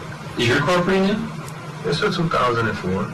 It's in good condition. I mean, yeah, it's just whatever the front messed up with it, but as far as that. Do your cars have GPS on them? Like 2013, like does it OnStar No, or I wish something it like that? would, because her car, it comes with that features, but her car doesn't have those features. Like she has the, you have the top grade, upgraded OnStar. No, she has the one that doesn't have the OnStar. Do you guys have GPS units inside the car, except like a Garmin or a Magellan? I think she has, OnStar is probably just not connected, right? No, I don't think she has. No, not at all. Because I don't see the OnStar button on top. Oh, okay. And you don't have a GPS, like I said, in your car down that, right? Either in the car or the portable, something you can buy, like a Garmin. No, I have those. No, all I have is a radar. A radar? Yeah, that's a radar. So it's 3 a.m. now. You're back. You're pretty much wore out. You got a Like, when you get wore out, man, it's just, so I passed out and I woke up, it was almost around 8. I was like, what the hell, I'm like, shit. So I got up, I went into the house, and when I walked into the house, like, I realized that, the house was empty, nobody was there. So I said, damn, she didn't even wake me up. So I'm looking for my phone, and because, she had my phone, I was looking for my phone. I said, what the hell is my phone? Because I'm going to text her, that's bullshit that you ain't wake me up. So you passed right by me and didn't wake me up. Because several times she's come out of the garage and just left me right there and kept going. Yeah, so the car stays in the garage? Her car, we keep both cars in the garage. Okay, but you're just both outside. Yeah, whenever I don't, You didn't take your phone with you when you went to the cemetery? No, she took the phone from me. She said, you leave me taking the phone. You're not taking the phone. She didn't want to give me the phone. Wow. You know what I'm saying? She said, you're not taking the phone. Okay. So, she took my phone from me. She was like, I'll pay the bill. I'm going to disconnect it, whatever. Just give me the phone so I can turn it in. Okay. So you can pay your own bill. So I was like, all right, whatever. Like the material stuff, like, it doesn't matter to me. So you can have it. I have no problem with that. So, I I went into the house, and I'm like, damn, what the hell is that? So I go to the kids' room, notice their bags were there, you know, their backpacks were there. So I'm like, yo, I'm gonna snap on her ass. Why the hell the kids ain't at school? You know, because I remember her telling me that she was, you know, because of the situation that happened at work or whatever, she was gonna take a couple of days off, or Pete told her to take a couple of days off, and she was just probably gonna work from home or something. So I was looking for the kids' bag, and then I went to the kitchen, I was looking for the phone. So I was pressing for the phone, whatever, and the phone, it wasn't ringing, it wasn't on. So I was just saying, you know what, I just need to hurry up and get dressed. I took a shower, I got dressed for work, and I left. On the way to work, my car's like ding, ding, ding, ding, low fuel. I knew I was not gonna make it from work to school or from work to the house back. I could probably make it to work, so I turned around, you know, I did that little cut on the I-4, that little dirt cut. I came back. When I came back, my mother-in-law and the sheriff's officer was there. At your house on Coven? On Coventry. So they're there, and I'm like, what's going on? She's like, where's Jesse? Where's Jesse? I said, what you mean, where's Jesse? I don't know. So she started, what you mean you don't know? What are you doing? So what the hell are you talking about? So the sheriff's officer said, can you open the door and see if she's been there? I said, come on. So I go in there, and then the sheriff asked me what's going on. I said, listen. I said, I had nowhere to call her. I even showed him that the phone was off the thing. So when I went into the house to try to look for my phone, I seen that the phone was on the, I tried to page the phone for the older guy, the older sheriff. I seen, and it wouldn't go through. The house phone wouldn't page. Right, the house phone. Where was your cell phone? I don't know. Okay, you don't know where it is. She took it with her. You were going to leave the house without your cell phone. I couldn't, you know what I'm saying? I didn't have enough time. I needed to go to work. I was already late. Oh, okay. So when I went to the room, I was moving her clothes on top, and I noticed the cell phone was under a pair of jeans. So I popped it open, and I popped the little battery back in there, and I clipped it on to turn it around. And when I turned it around, I heard it go beep beep, and I looked, and then the officer was like, hey, Louis, come here. So I just sat it down like that on a thing. And then I tried to see if I looked for my cell phone, and as I was moving it, I don't know, maybe they might have recovered it, you know what I'm saying? Okay. So I went back out there, and I was talking to the sheriff's officer, and then like the other young officer comes, and he starts pushing the button. It's dee dee, dee dee, dee dee. He said, the phone's in the house. I said, yeah, it's right over here. So I take him to where the phone is. He has a flashlight. He looks. I was like, oh, look, it's right here. So I flipped over. He goes, hold on. You took me directly to the phone. I said, yeah, I know. I found the phone. I plugged it in. I said, why would I plug the phone back in and then hide it? It don't make no sense. Right. You know, I said, when I was flipping the clothes, it would probably flat back over on it, but I don't need to hide it from you. It made sense that I would have left it disconnected. Why was it disconnected? Because that's how, whichever she did, she had disconnected the house phone. Just the battery or something? Yeah, she disconnected the battery or something because she didn't want me to use no phone. She said, you ain't gonna use no phone. Jesus. So yeah, she gets like that, I'm telling you. Like, who was she afraid you were gonna call? I don't know. She was afraid probably I was gonna call Kevin or something because she didn't want me to call Kevin. And that's why she took my phone, and she knew I had Kevin's information on there. So she's like, do not call him, you know, things like that. So she took that. She was like, give me the phone, because I know you're going to call, you're going to do something stupid. You know, I said, man, I'm not going to call the man. And she said, well, then leave me a phone. So I left her the phone. Okay. You know, I was like, yeah, you know, take the phone. I don't care about this. I left her the phone. Yeah. So, you know, when initially first we went there, I said, look, officer, look, I'm punching that, sir. I couldn't find the phone. Yeah. You know? So I didn't really look for that phone. I was looking for my cell phone. Right. And then I just went straight to like her drawer area and things like that. So when I finally found it, I plugged it in or whatever, I found the phone, and then, you know, whatever, I went and did that, and then, you know, during the process, you know, looking to see if my phone was on my counter, because I knew that phone was there. I was looking to see if my phone was there until I finally flapped the pants back over it. Yeah. So really, the young officer's like, you took me directly to the phone. I said, dude, I'm the one that plugged it in. I said, why would I plug it in and then hide it again? Sure. Right. That don't make no sense. Yeah. You know, I said, what are you insinuating? So right away they started, whatever. You know, why does the house smell like that? I said, I don't know. She always clean these all smell good and things like that. Okay. We're going to take a 15-minute recess. You just leave your transcripts and your notes right on. Yeah. Mary.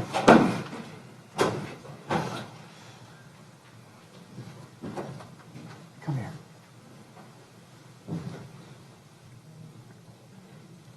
All right, defendants present in the courtroom. Folks, I do want to say something. Mr. Toledo's rate of speech is very, very high. I would say at least 330, 350 words per minute. The court reporter, I told her to do your best.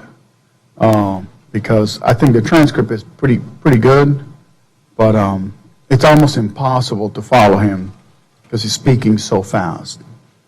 Okay? So I just want to make sure that, the record will have to be cleaned up later on, but Yes, sir.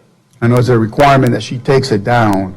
I've always disagreed with that. If we have a transcript that people can stipulate as accurate, why do we have to have a court reporter take it down and the transcript? But, I just told her to do her best. All right? And we'd be willing to offer our transcript. I don't know if that's what it Well, it's part of the record at this point in time. That's no big deal. I think at the end of the day, what she types is actually the record. But, I mean, I'm looking at her having to struggle. I'm struggling keeping up even with the transcript, just to keep up with him. So, but that's okay. We'll just do our best, okay? Yes, sir. Your Honor, would you give instruction on recordings? You want me to do it again? No, not at all. Which one? They're taking notes too, so you might just do all that.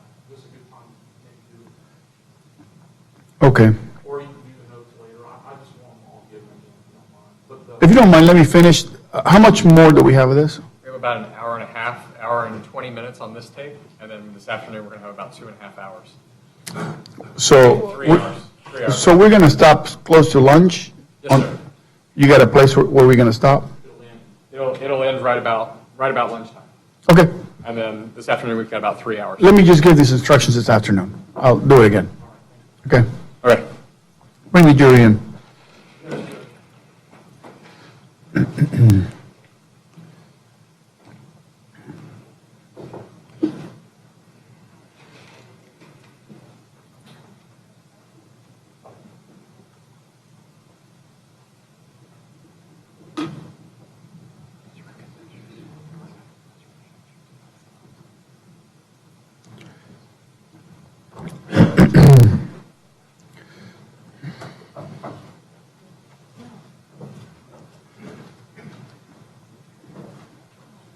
Now the jury's in presence, the court sees the jury.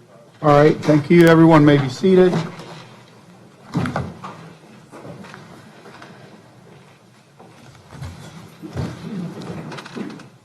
Okay. Left off at page 87, I think roughly line 24, somewhere around there. Yes, sir. And this is part 2 of the recording from the 1023. It's part of Exhibit 112. Okay, you may resume. Thank you. Pine salt. That's what he told me. How long does the house smell like that? I don't know. It didn't smell like that last night. So I told him, I was like, dude, I came home, when I came in this morning, the house was smelling good. I didn't even pay no attention to it. I told him. I said, that wasn't even an issue to me. I said, I was just worried about getting dressed. I was upset because, she didn't wake me up. She passed right by me, didn't wake me up, and the kids are not at school yet. Okay. And then that was it. And then, they just started naming things, I'm sorry, Your Honor. I needed to move the cursor so I Oh. could see time. Yes, sir. Do you mind if I start it over and just let it Okay, start? go ahead. Okay. something like pine salt. That's what he told me. How long does the house smell like that? I don't know. It didn't smell like that last night. So I told him, I was like, dude, I came home, when I came in this morning, the house was smelling good. I didn't even pay no attention to it. I told him. I said, that wasn't even an issue to me. I said, I was just worried about getting dressed. I was upset because, she didn't wake me up. She passed right by me, didn't wake me up, and the kids are not at school yet. Okay. And then that was it. And then, they just started naming things, here comes Lake Mary officer. Yeah, turn around. I said, what is she doing here? She doesn't even have jurisdiction. Yeah, well, I called her to come under my thing. She can come over. So I'm thinking, okay, well, I'm going to go to Lake Mary. And then the funny thing is that they were calling her phone. Because even the officer said, he said, maybe she didn't want to talk to nobody. I told her, who knows, maybe she'll be Kevin. But they were calling her phone, and her phone was ringing. They were calling her phone, and it was ringing. And then they called it, and it was off. The phone was ringing, like we're inside the house, or you can Her cell phone. Right, but your cell phone wasn't inside the house. It was ringing. It was ringing. Like if I got on the phone, I'm like, ring, ring, ring. Yeah, it was ringing. I got you. And then it went off, right? Yeah. And then it was ringing again. Yeah. And then it went off again.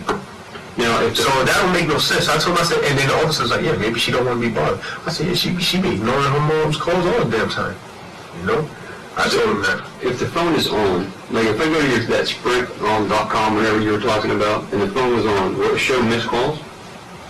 Yeah. It does. Well, Sprint, the phone company, Yeah. will show missed calls. Yeah. That internet site that you showed me, you gave me the actual. Well, I don't know because I confessed to her that I was on there and she took the app off her phone. So She when he took the got, app? no, I told her it was there. What was this? Yesterday. Okay. And she took it off. So Morning, afternoon? during the afternoon at her mother's house. Because at first I lied to her. I was like, somebody from Sprint gave it to me and she was like, I'm going to call Sprint. And I was like, listen, all right, I downloaded the app on your phone, so she disconnected the app. But she disconnected the app. Everything that was on there prior is all still there. Okay. You know what I'm saying? Prior to it? Yeah, prior to doing it, it's all still there. So, Her car wasn't at the house, was it? no, her car wasn't in the garage. So you left, and just so I'm squaring a couple of things, you left without money to get gas, and then come back? No, because in the morning, I didn't even realize that I didn't have no gas. You know, I was just trying to rush and get ready, whatever, and I know that my money was in my other work pants. Okay. So that's when I turned around to come back to get the cash. And I went, the first thing I did was with the officer, I went straight to my pockets, grabbed my cash out of my older pants and put it in my pocket. Okay. And then when he was like, well, you know, you can't leave right now or something, I gotta go to work. You know? Do the kids have cell phones? No, the kids don't have something. Okay. They I'm gonna have, buy them cell phones this year for Christmas. all right. So they had anything that could track them by? Let's say her phone, you know, see I wanted to buy them that, you know, the little watch thing, that little GPS thing, GPS watch. What are some places that your wife might be? Where would she go? The only places that I would know, she usually always with Sabrina. Sabrina, where's Sabrina at? Well, Sabrina came to the house, so that day, I mean today, she showed up to the house. With mom? After Mom was there. So we already You were there. Hold on a second. Sabrina showed up to the house today, what time? Do you know what time the sheriff talked to me? I'm not sure, 8, 9 o'clock. So we were already there and Sabrina showed up. Okay, so she didn't show up prior to 8 o'clock that you know of. Mommy around the kids. So while your wife was going on a trip, you've had these kids for 5 years, you didn't stay with the kids? No, for that week? because my wife didn't want me to stay with them. Isn't that kind of a slap in the face to you? It wasn't a slap in the face, it kind of bothered me, because what happened is every time she gets upset, the first thing she does is she takes herself and her kids, takes her kids away from me, like, oh, I don't need you to help them do anything. You know, that's the first thing she does. Where does she usually take them? To her mother. She take them to her mother or something like that. To her mother. Okay, but they're not there today. So, Sabrina, would you take them to, you said Sabrina, did your mother-in-law wash the kids while your wife was in Alabama, or is Sabrina? Sabrina watched them for one day and my mother-in-law took over for the other two. The rest? Yeah. Where's the father of the two kids? Does he live local? No, he lives out by the airport, I would say. So he lives in Central Florida? Yeah, he lives around here. He sees them like once in a blue. How about their grandmother on that side, his mother? She rarely ever sees them. I mean, She talked to him now? yeah, they talk. I mean, you know, he's always complaining about his child support, you know, and how it's so stressful on him. But What's his name, Pete Otto? No, Michael Otto. Michael Otto, okay. Yeah, So he sees the kids once in a while, once in a while. and Michael's parents don't ever see the kids? Once in a blue. Do you know their name? I mean, I'm looking right now, I'm really grasping at straws to find out where I these would guys could be. say,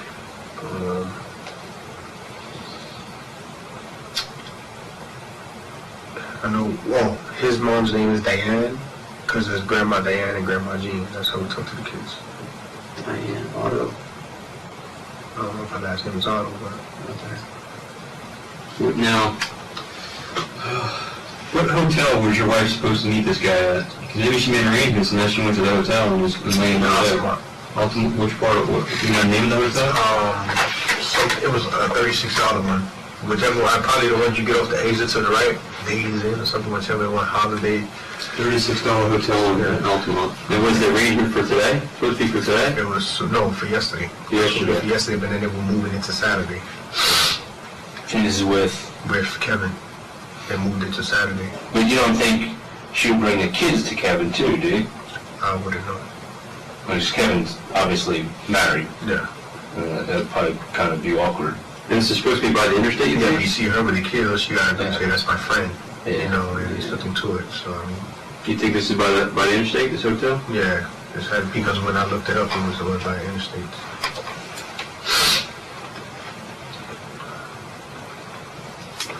Now, if she were to go there, I mean, the car, when's the last time you saw the car? Her car? I didn't see her car. I saw it in front of her mother's house, and that's it.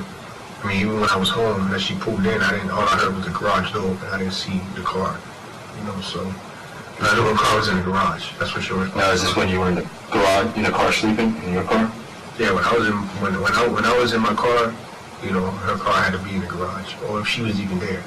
One of the two. Where was your car parked? Outside, by the basketball court. Okay, So in the driveway? Yes, I never even went inside to see if she was there or not.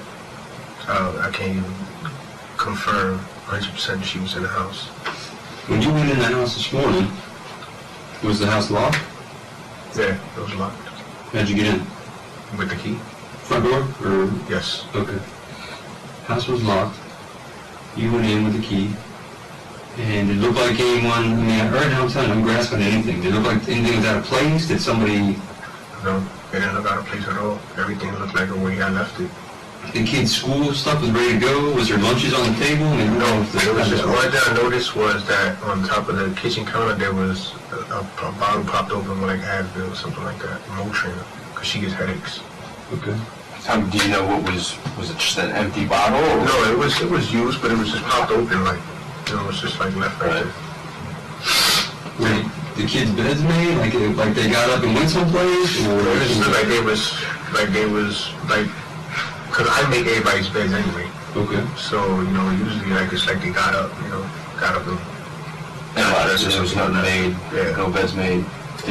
During this time, did you check the garage, see if bikes were in there? I went to the garage and I seen that her car was gone.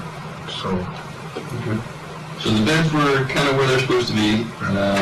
There's reference to sleeping conditions. Because the kids were in bed before you left. You saw them in their beds? yes. Okay. I give them kisses every night and I close their closets and I listen, their closets were open. Closets were open? Yes. But you closed them last night? Yes, I close them for them every night, the closet doors and the bathroom door, because they scared the closet door and the bathroom door cannot be open for them. It's the monsters. Yeah. Yeah, I think it's every kid's thing. Yeah, I think we probably progressed as a society for thousands of years, but every time you have, kids are somehow, a universal thing is that monsters in bed. Didn't help.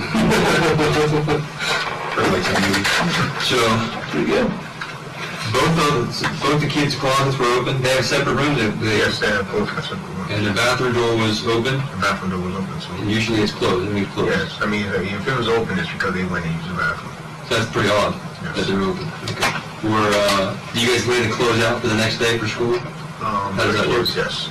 Were they on? Were they still there? Or there you go. The clothes were gone. So the clothes that they're supposed to wear to school today are gone, Yes. but their backpacks. We're still there. And where do you keep the backpacks? Their backpacks, I showed the officer where their backpacks were, and I grabbed them for him and I placed them on the bed. Did they wear uniforms? No. They don't wear uniforms. How about your? Man, this is odd. How about your wife's? Your master bedroom? I didn't see my wife's clothes were in the hamper or whatever, but her purse was on it and it was gone. Didn't look like she packed anything or nothing like that. I looked at it to see any bags or whatever. The luggage, When you- our luggage from Alabama was still unpacked. It was Yeah. still sitting on the bed, on the little red couch. When you parked, did she have to move your car to get her car out? No, because I know her car's always here, so I'll park on this side. She parks on the left side of the garage. You park on the right. She took her purse. Okay. She has. The purse was the only thing I noticed that was gone. Okay. So she has credit cards, debit cards, things of that nature. She would never leave her purse. How many credit cards does she have? She has a Discover, the debit card. Just a Discover is only actual credit card, and the rest of them are like Kohl's cards, Lowe's cards, just things like that. Okay. So she has a Discover card. I have a couple of them, but those are like the Tires Plus card. Where do you guys bank at? CFE. CFE? You guys a CFE debit card? Yes. And that's what you guys primarily use? Correct. What's CFE? What's that stand Central for? Florida Educators. Okay. It's a credit union. Where's the branch that you guys use? The main branch is in Lake Mary. So that's where you guys usually go to do your banking? Yes. And it's right across the street from her job. I do have to pee now, I ain't gonna lie. Yeah. Go ahead, man. Go ahead. I'll show you where it's at. Yeah. Great. That or that water too. You need more water? You good? I just got them. Cool. I got it. You know, would it be, I'm gonna put my hands on my shirt? Yeah, go ahead, man. You're gonna keep warm. It is cold in here.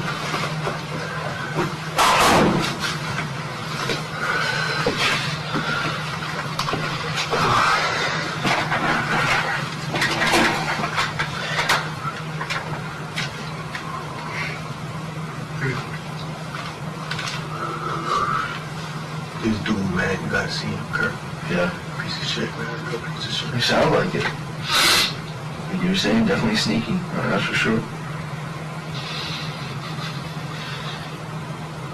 I mean, what do you think? You think she's with him or what? I don't know what to think, man. I told the officer, I was like, maybe she's with Kevin. Oh, her mother, who knows, man? You always accusing her to her mother, to her and her daughter the same. I'm showing her the proof on her face and she's still telling me that her daughter, she cheated on him. Well, she's gonna stick up for her daughter, you know how that is.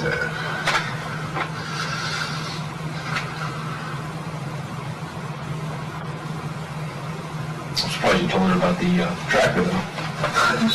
Because you know what, it's not for me to hide, man. No, it's true. I mean, there was no point of me continuing to keep the tracker. Right. You know, I was like, you know what, this is what it is. You know, I have no reason to lie to her.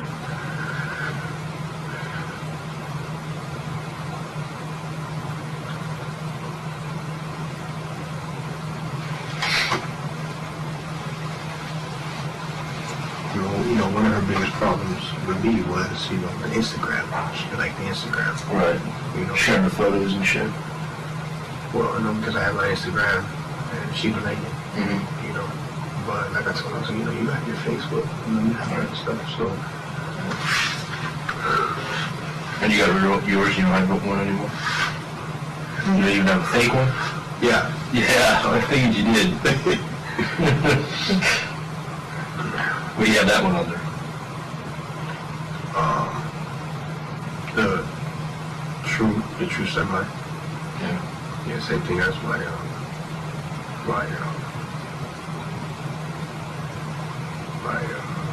Instagram.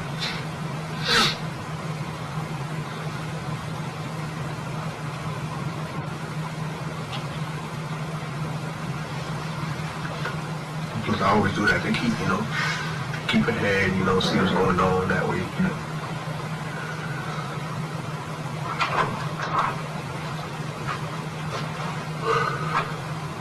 No, you're definitely gonna kind of stay in tune with what's going on, you know that. Is it done yet? Getting there. It's only, I think, 5:30. So tired, man. It's for later on. Yeah. Well, I bet you, because you got nothing to do, fucking... Oh, they got me stuck in there. You're holding cell, so I'm not even in a bed yet. Right. And you're sitting there, and it's just so much, when you have nothing to do, it feels like it's forever, That's not that, I mean, it's just knowing that, they could have, sent me to Seminole County, and I could have, got this a lot faster. Right. But I know why they did it, holding me over longer. I don't even, honestly, I don't know why they did it that way. Unless they're saying it happened here in Volusia. No, the CO told me, he's like, they needed to fuck you over, to hold you longer. Just it, really? Yeah.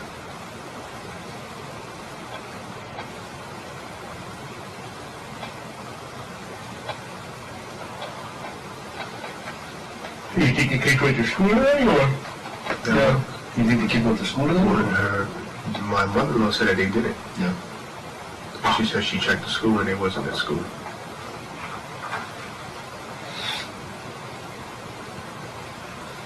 I'm just hoping, man, that she, if she is with Kevin, she just straight up just comes out and say it and stop playing these damn games. Mm-hmm.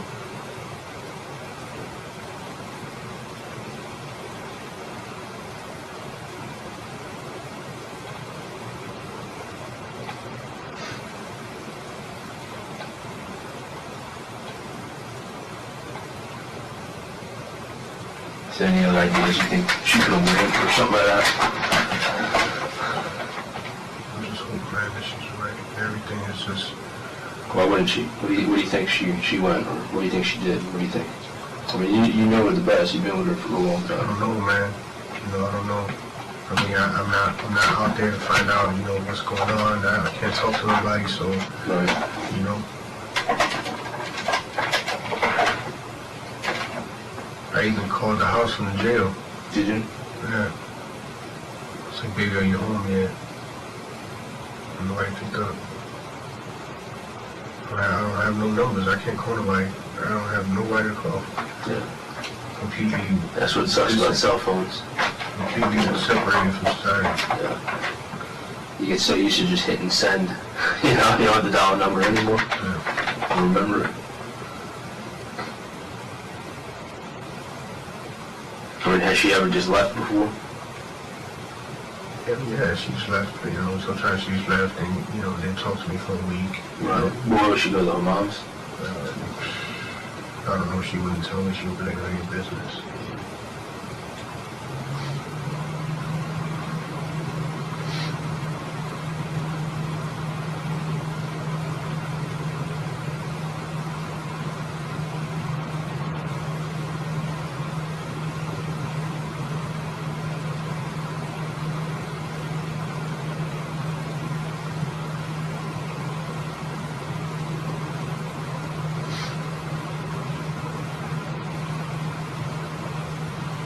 Any places they like to go to hang out or vacation or something like that, like Disney, get away or some shit? Just aquatic, we go to aquatic. Aquatica.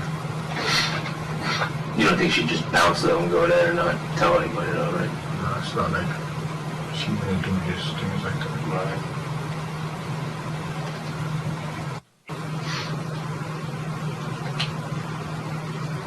You don't know Kevin's phone numbers, do you? I don't know about her, but then the log.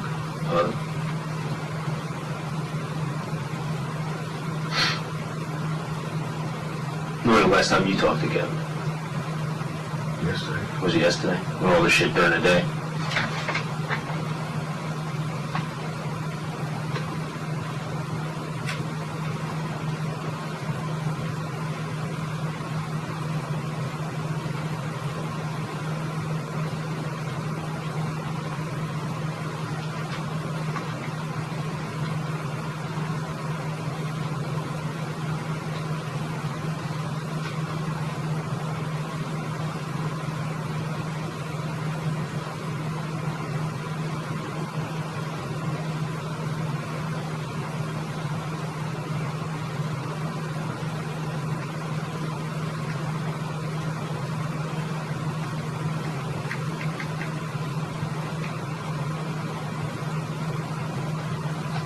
So if you would have had money with you, you would have never been, you would have been at work.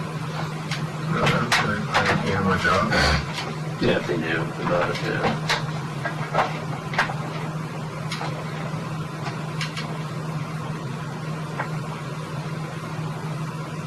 Feels like I didn't have to live how they treated me. That wasn't right at all. Right. It's bullshit.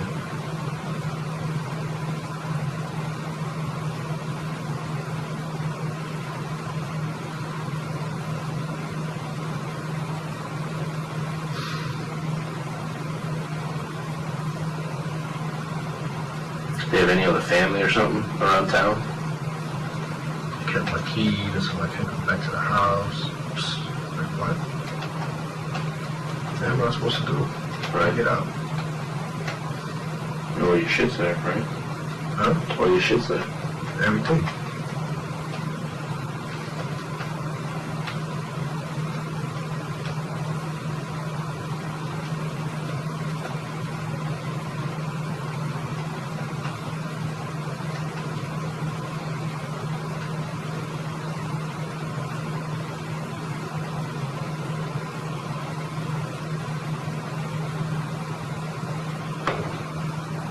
When was the last time you seen the kid? Yesterday. Afternoon or before bed or? Yeah, probably before bed. Yeah. Were they getting ready for bed? Yeah, yeah.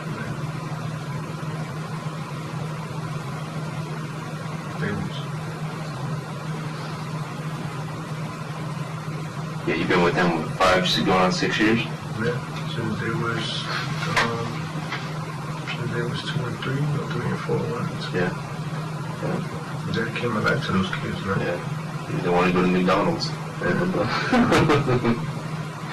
You're hungry.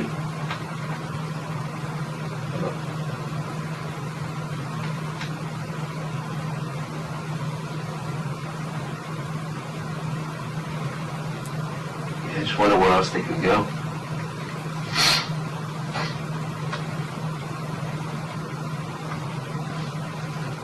Oh, her cousin Eric's house. Eric? He lives in, she loves going out there. He lives in, Palm Coast. Palm Coast? Yeah, we have to go out there for getaways a lot too, so I don't know, maybe they can check with Eric. Unless he probably already knows what's going on. You know, Eric is her cousin? Her cousin, yeah. So the mom would know how to get a hold of Eric? Yes. It's the only place I know of, so she would go. I mean, most likely though, if you guys were fighting, she would go to Sabrina's. Sabrina's or her mom's, right? And obviously, both Sabrina and her mom are there, so they're not with her.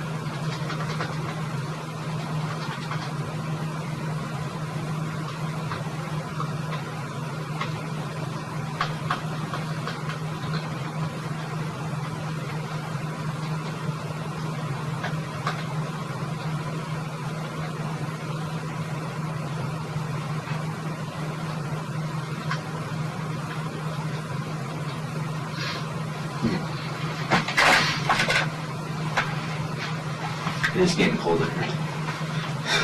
Cold, freezing. You got the clothes on, ain't that nothing?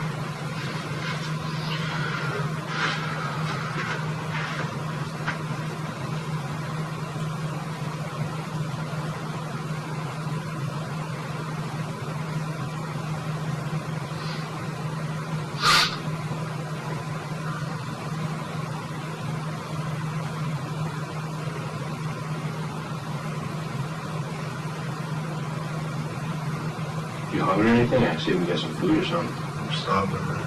I ain't nothing. We'll go see what we want.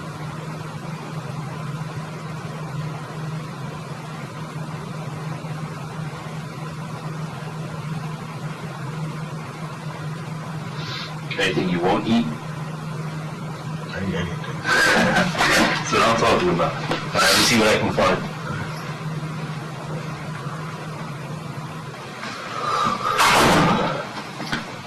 Eat one of each?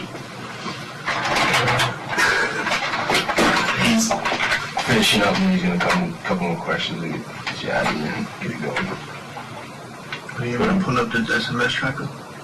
I think that's what they're trying to pull up now. Did you see the messages? I know that. I think they're trying to figure that out now. Yeah. I can walk them through it if you want. Yeah, I mean, if they can't pull it up, that's what we'll do. We'll bring it back there and have Chuck pull it up. If we had a laptop, we'd bring it over here. You can pull it up on your phone if you want. I can show it to you. Yeah. We'll see what he comes up with. Can't think of anything else? Okay. No?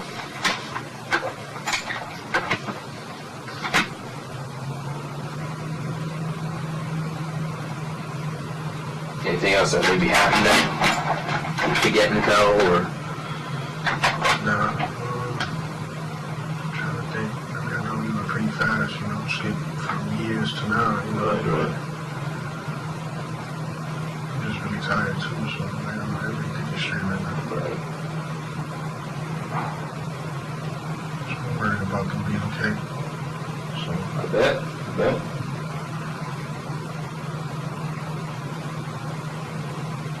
I mean, today I'm not really worried about that. You know, Right. it starts getting like, you know, it's late and all of that, and, you know, nobody has touched any communication yet. Very right. Do you get something to eat?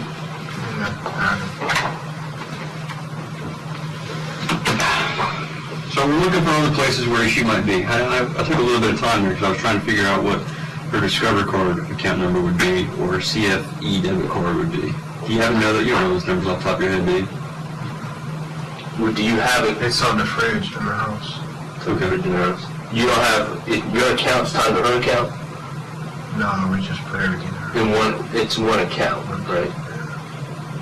And you don't have your wallet that's on at the jail. It's at the house. Yeah, at the house. You left everything back at the house when you went to school? No, I got my wallet in the car, in the little side box there. On my ID, I keep it in my phone. Okay, I got you. This morning before you went to school, did you take a shower or anything? School or work? Work. Yes. You did. And which bathroom did you use? Ours. The master bathroom? Yes. Okay. Now, when you were inside the house, and I don't want to get into more of the specifics because, again, I'm looking to figure out, what do you think happened? I guess that's a good question. Is where do you think that your wife and the two kids went? I don't know. Like, she does that sometimes. She'll just, get up and go through all the day, especially if we arguing. So, I was just more wondering why the hell the kids weren't at school. That was what intrigued me. Does she ever tell you where she goes when she stays at home? She tells me none of your business. Like, you can see it in our messages. Lady. Like, NYB. She was an NYB. It's abbreviated for none of your business. Were the keys to the car? Did you find the keys to the car? No. No. No. Her car is remote access. How does it? There's no keys for ignition or anything? No. It's just push start. You gotta have the key on you. You gotta have it. Yeah, it has to be within a good or something from the car. And all that. They're supposed to wait for school.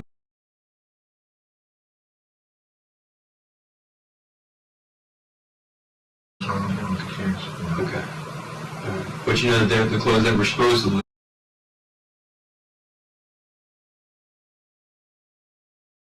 be laid out were gone. Yes. Her purse is gone. Yes. Did she lay out her clothes the day prior, or did she just kind of go as She it? picks them as she goes there. Okay. But she was supposed to work from home today. From my understanding, I don't know if she was supposed to work or man. She said because of the situation, her boss told her to take a couple of days off. I don't know if she meant, she was going to work from home or what, but I know she had her company laptop there, so I figured she worked from home too. What does she do for the company?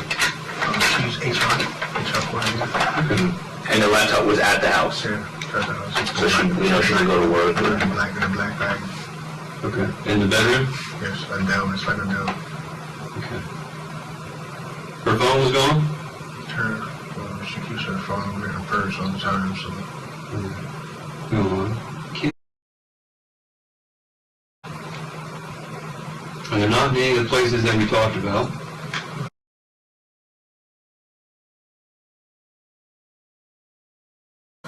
Did you check with Eric? Who's Eric?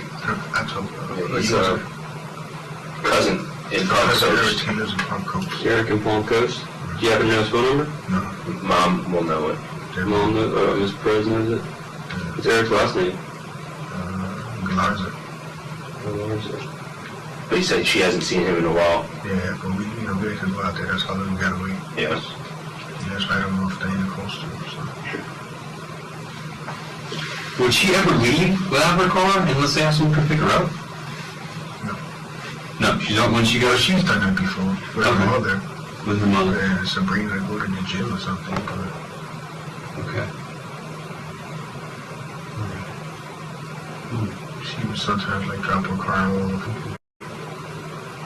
So nothing else in the house that you saw suspicious?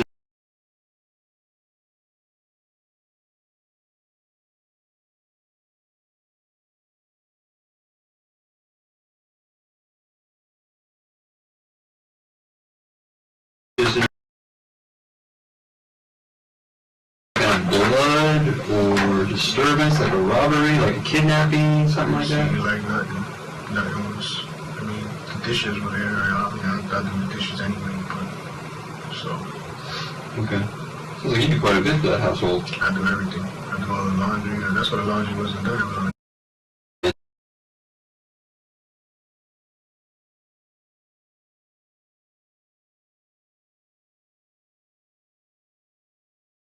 They in the laundry?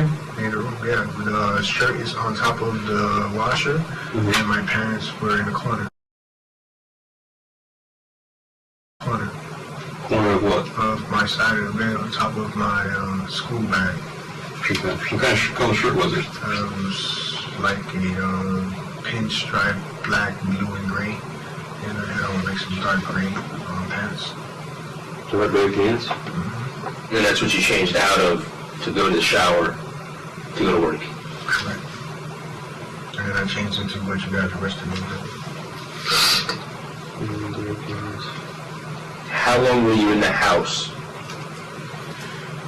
When you woke up, you went to the house and you left. How long were you there for? Maybe like 40 minutes, probably. 40 minutes? Yeah. Right. So you walked into the house, front door, right? You walked around, you didn't see him, you went up to the bedrooms, right? You didn't see him in the bedrooms. Checked the garage, car's gone. Yes.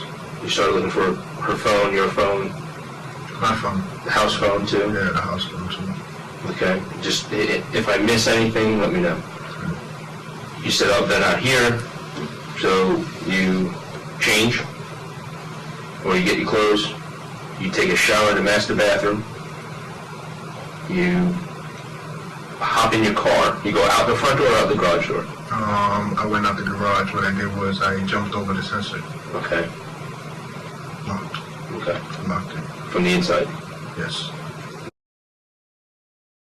Right. And you jumped over. I set the alarm on first, though. You set the alarm on in the house? Mm-hmm. Okay. You went in your car and you left? Correct.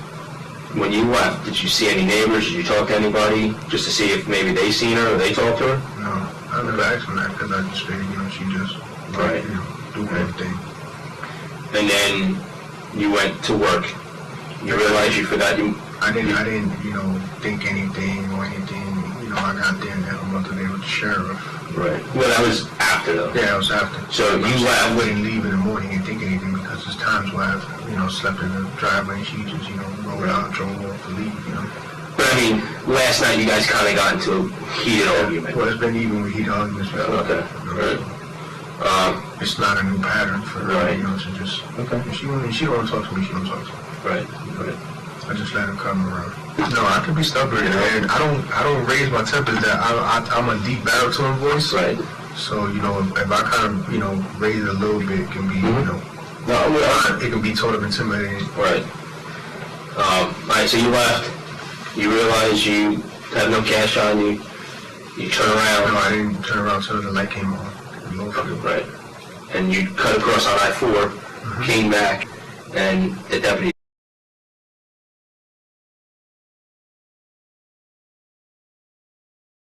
were there. Correct. Right. And then you went back into the house. Yeah, so I took the deputies in the house because they wanted to see if she was there. Did you turn off the alarm? Yes, I turned it off from the key fob. On your set of keys? On my set of keys. Okay. And then while they were there, the Lake Mary cop showed up? After a while. Okay. And then Sabrina showed up? No, Sabrina was there before the Lake Mary cop showed up. Okay. And they both were like, what's the deal? What's going on? What's going on? And then more of the family started showing up. Okay. And you said her mom went off on you? Yeah, Where is she? She's like, where's my grandkids? You hurt my daughter, my grandkids. And that didn't seem a little odd to you? I mean, what are you thinking? Yeah, because she was just accusing me on Facebook. So I was like, yo, you do something about her just sitting here accusing me, you know what I'm saying? He said, no, she can stay right there. I was like, all right. So I can't feel my finger because, whatever they did with the cuffs. Yeah, when they put the handcuffs on you. Yeah, so my finger, I can't even move it. Why would the mother-in-law, Ms. Perez, why would she think that you would kill her? Her mother always says, always be like, I just don't want nobody getting hurt or stuff like that. And I'm just like, you always think somebody's out to do something wrong to you or your family, Yeah. The places that you went yesterday, after the argument,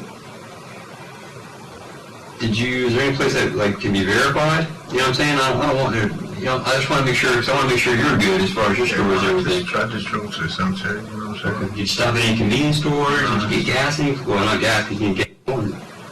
No, nothing? You just went right from your house in Coventry, whatever, to the... Correct. Okay.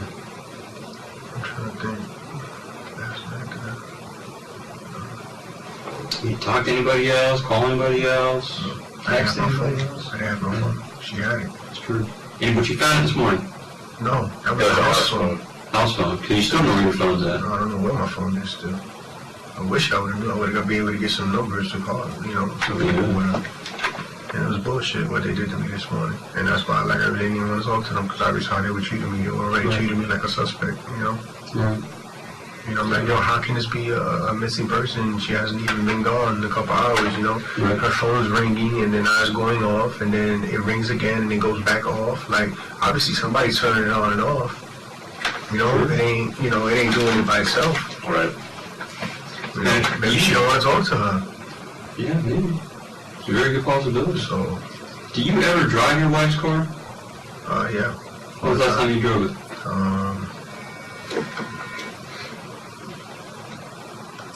This week. Today's Wednesday, so you drove it yesterday? Or Monday? Or Sunday? I took it to go to the store, get pizza, things like that. Okay. But within the past couple of days, have you driven it? Yeah. To the store? Yeah, I've driven it to the store to get pizza. If my car's low on gas, I'll snatch hers real fast, you know. Okay. That's about it, but... Anything you can think of that maybe you're just overlooking that maybe can help us and steer us in the right direction? I'm just anything thinking as much as you guys are. I've been, like, thinking, falling asleep, passing out, like, you know, I even called the house when I was in the county jail, so, yo, are you home there? Right. Because I just, you know, really And that was about what time you think? before, like, not that long before you guys came and got me. Okay. What about friends of the kids? They got Emily Adino that lives in the townhomes. Would they go there? She's kind of gone there. Let's see.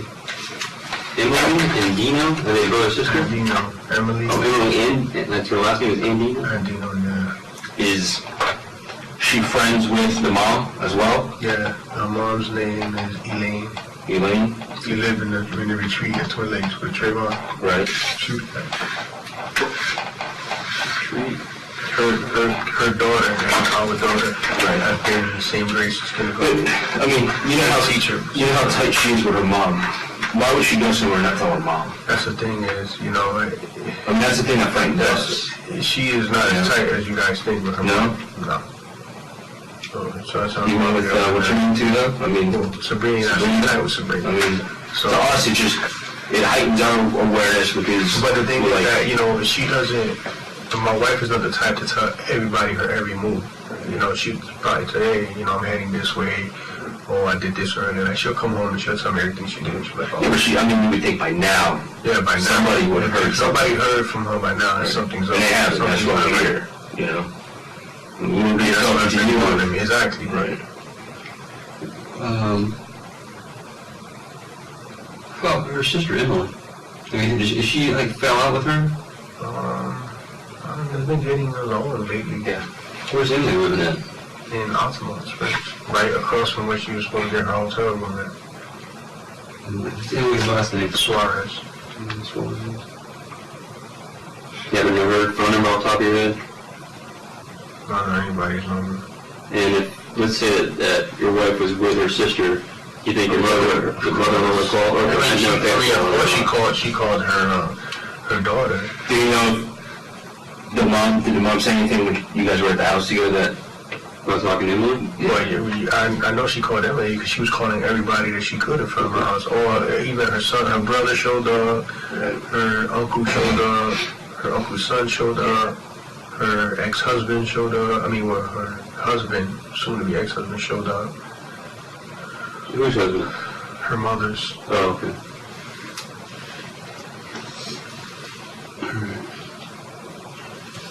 So is there any... I want to be straight with you, okay, because I'm always straight with people. Do you have anything to do with their disappearance? No. No, nothing whatsoever? No. Okay. If I have information, or if I can gather information that suggests that you may have, okay? That's impossible. It's impossible. That's impossible. Okay. somebody you gotta realize though, okay? Regardless of what happened, it is what it is now, right? Our main objective right now is to find out where they are, whether they're safe or not, is to locate. And I know what happened, and I exactly told you what happened, and that's what happened between me and her. And that's how it's been since, last night. And there's nothing you're leaving out that might steer us in a better direction. There's nothing that I can think of. Because, I mean, Semi-man. My wife doesn't do moves like that. She doesn't just, at the end of the day, if that many people have been calling her, believe me, she's going to think something. No, going to call. Bro, I'm with you 100%, but shit happens sometimes. And it's just bothering me about how the phone was on and then off and then on and then off again. And that's right. what somebody's been turning it on and off. It shouldn't go on and off by itself. Right. And damn sure wasn't me because I'm sitting there in front of the sheriff's offices. I just wanted to give you the opportunity to say it happened. And the thing that bothers me, that I know that right now, I'm the main person being looked at because me and her were having marital problems. Right. And I accept that. Come on, I know the ropes, I know the law. Yeah. You know what I'm saying? If I was going to do something to my wife, I would wait till it cool down. You know what I'm saying? It's common sense, man. But don't take it the wrong way. We're not saying that that's... No, I know, but I'm saying, like, the way I was treated this morning, it's the first picture it gave me, you know? But, we're not here talking to you like that, okay? We're here to try to find out where they are, okay? Whether you were involved in something or not, that's what we were getting at, okay? But, again, that's the main important thing. Like I said, things happen, okay? You guys could have gotten into a fight, one thing led to another, something happened, you've seen it all, okay? Now's the time to say, shit went wrong, let's clear it out, And I would, but I don't have anything to tell you, because I tell you what happened between me and her. I left the house. You've been honest with me? Because, her and Kevin playing his games, you know what I'm saying? And it does hurt, you know what I'm saying? But it's not going to hurt me to the point where I'm going to harm somebody or, it doesn't, first of all, I'm not a bad catch. I mean, I'm not the best looking guy in the world, but I'm not a bad catch, and I got a lot of relationship qualities. So believe me, any other woman would appreciate just half of what I do in this marriage, But I'll tell you what, man, and this is between you and me, I've seen love do things to people that... And it's called I lost crimes of passion. I lost a best friend because of it, And it can definitely do things, And again, our main focus is to finding the kids. Obviously hurt as well, but I mean, we've got 2 little kids out there that no one knows where they are. So there's nothing that you're leaving out that might lead us to think that you did have something to... No. Like I told the officer, I may not be accurate, like my hours or whatever, you know what I'm saying? Because, at the end of the day, I wasn't seeing her looking at times and things like that, but... Sure, you went through a lot the last couple of days. Yeah, but there's nothing that, that I would think of or where she could go, because she would not go to Sabrina's, or say she would go to her mother's, like we talked in front of her mother yesterday. I would think by now, she would have reached out to somebody and said, hey, I'm okay. Yeah, some things happened, but I'm okay, Because there's a lot of people worried about her right now, big Puerto Rican families are. Yeah, I know. I know, trust me, and I know to everybody I'm the #1 enemy right now. Because you gotta see how they were all looking at me, Right.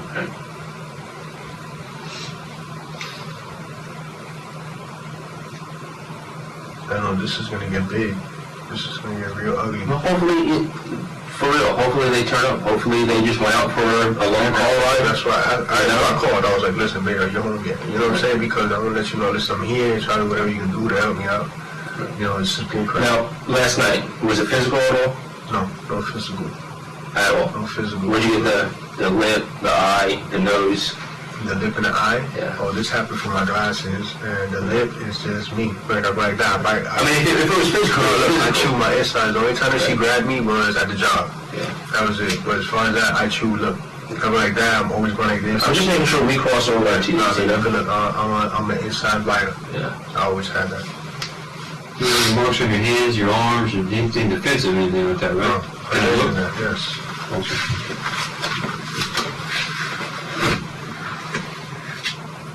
See anything at the top, Kurt? You see anything?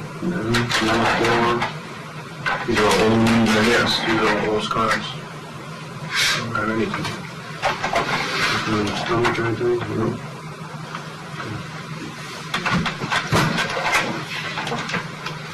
And believe me, if somebody was doing something to my wife, she's a fighter. And I've trained them and the kids in that. I've trained them, believe me. I've trained them where to attack at a man. I've taught them all of that before. So, She is a fighter. Yeah. Did you guys have any guns or firearms or anything like that in the house? No weapons. Nothing? No weapons in the house, no. I mean, maybe she took something with her. She went to the shooting range the other day because the cops asked me, like, where did the gun? I said, we don't have a gun. Right.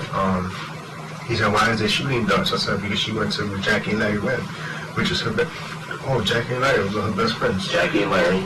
Webb. Jackie and Larry Webb? Yes. Where do they live? They live in Orlando. Orlando? They went to a shooting range? Yeah, they go to the shooting range. He's the, Jackie and Larry Webb? yeah, that's her ex-boss, and he is the CEO of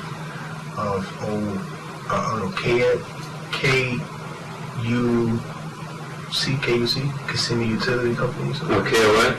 Yeah. It's KOA, Kissimmee, author, some kind of, I know something about Utility. KUA, Kissimmee Utility. And then Jackie works for another military defense contract company that builds the stealth bombers and tanks and things like that. She was trying to get my wife a job with her so she can leave. So they live in Orlando, right? Jackie and Larry? Yeah, still You know what part of Orlando they live? the deep part out there. You don't know phone numbers on there? No, they should be looking at her phones. Older or younger people? Older people. Matter of fact, they be on the text messages too. So I was going to SMS, right? Because she always calls Jackie. When was the last time she talked to Jackie? What I seen from the text message recently, because you know she talks. That's who she talks mostly about her problems. How old do you think these people are? I showed you They're older. photographs. They're 50s and 40s. Yeah, they strictly professional. Man, maybe you feel old 40s, 40s and 50s, or 50s and 60s, or they have gray hair? Yeah, they professionals though. They strictly like let them. Like they protect their reputation highly. So would she go there? Possible. Yeah. You know, but then she would have responded because I'm sure her mother called Jackie. I know her mother has Jackie's number. Well, she got Jackie. Okay. I'm not sure, but I'm saying I would assume. Is there anything else you can think of that would lead us in where she could go, or somebody that might have seen her last, or anything like that? How accurate are these photographs? They're all email for it.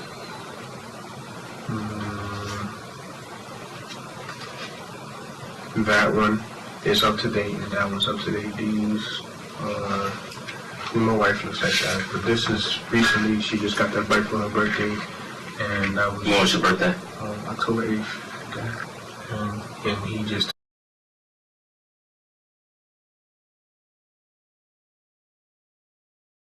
Turned 8. So they were both 8 for 2 months.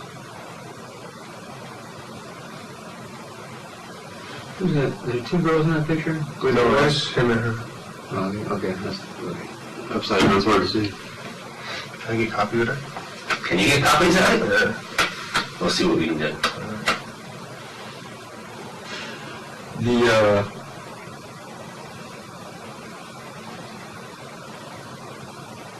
The one thing about your story, they saw you in your wife's car this morning, Impossible.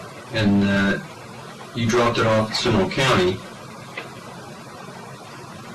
and that you got to ride home. Pretty much is how it happened. And what gives the story some credibility is because we found the car where this person said that they followed you and that you took it. Can't take no car nowhere. No. That doesn't make any sense. I'm just, that's what I had to ask you. You see what I'm saying? That doesn't make any sense. Yeah, they're saying that you asked for some help, and that you needed to go, and you took your wife's car, and you drove it over there, dropped it off, wiped it down, and then... No. That wouldn't make any sense. Was there anybody else at your house? Nobody was at my house.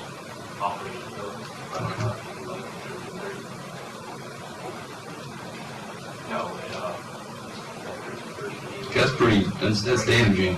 You know what I'm saying? Not damaging, but that's a big accusation right there. Yeah, and like I said, I'm not making it up. When we're always looking for two children and a woman, somebody comes and says, "Hey, I saw Lewis, don't I? The neighbor. Yeah, he was in the car. And then, like I said, one particular person says he came over and asked me for a ride, and I followed him and dropped the car off and brought it back. No, That's not a true statement? that is not true at all.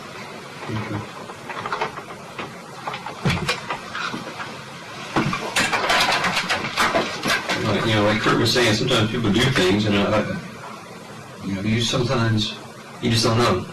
You go out of body, and then things just happen.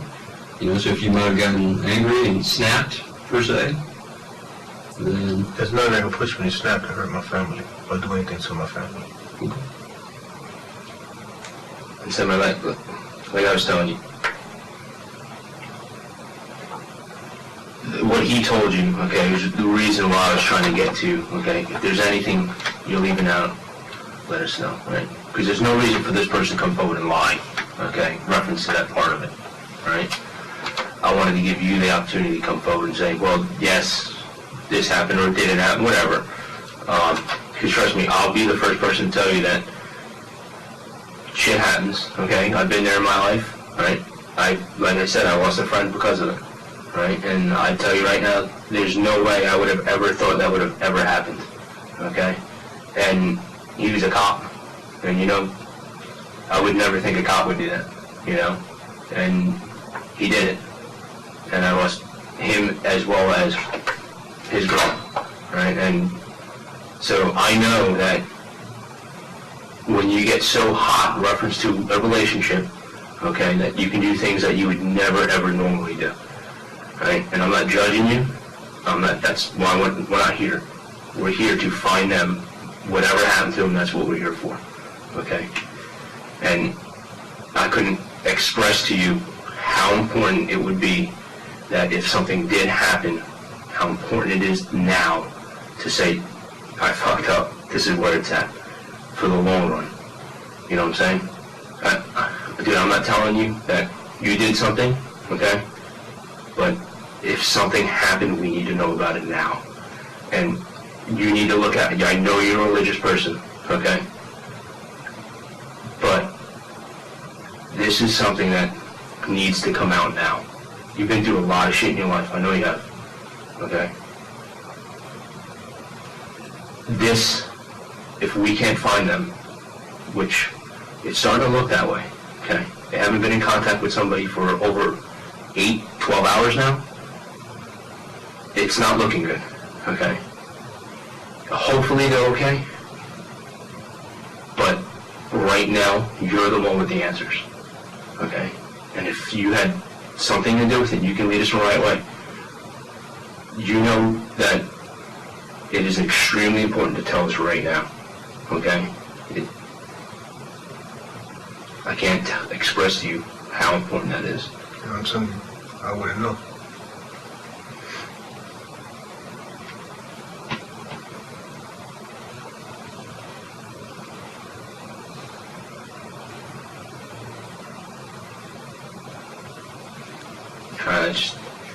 The only thing that bothers me semi is that someone puts you driving her car, okay, taking it somewhere, and then taking you back. This person has no reason to lie to us. And It's terrible what they said, because we found the car wherever they said that they took you or followed you You need to to. ask that person that where my family is. why would they have something to do with it, though? I don't know. I don't know. What would You you need to ask them. You need to interrogate them. We are, all right, but this person would have absolutely nothing to gain or to lose by doing that, okay? It was more of a favor to you to take you there is what it was expressed to us. You know what I'm saying? And that person really would have no reason to lie to us about it. Like I said, it is what it is. It's whatever has happened has happened. It's not, nothing's going to change. What happens from here on forward, it's not going to change the past. Okay, so if something did happen, like I'm saying, coming out with it would be the best thing. We are talking to that guy, okay, or girl. There's a couple people, but again, there's no reason for that person to lie to us. You need to really check with that person. You need to go through his things and see if any of our possessions are in his possession, things like that.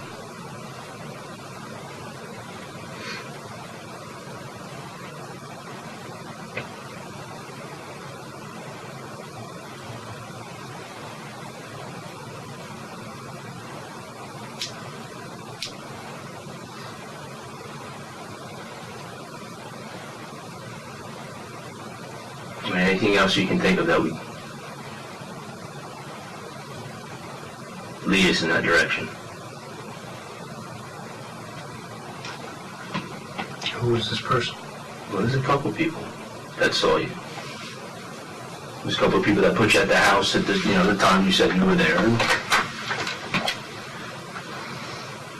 We can't give you any names because let's say that their story is not true, okay? Then you're going to have this feeling towards whoever comes forward and brought information against you that you might hold against them. You see what I'm saying? So we protect all the sources. But it's alarming, though.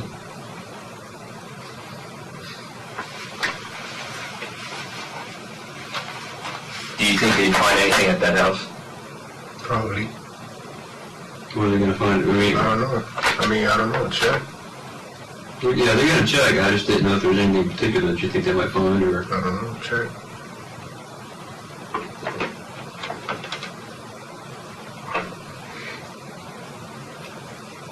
If you were to snap, why would you snap? If I would snap, why would I snap? I don't know.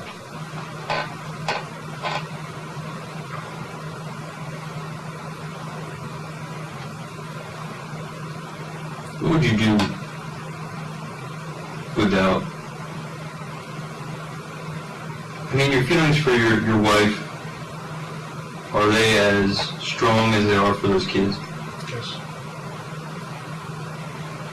So the hardest part of the divorce would be leaving the children, the kids. Yeah, kids. They're all my life.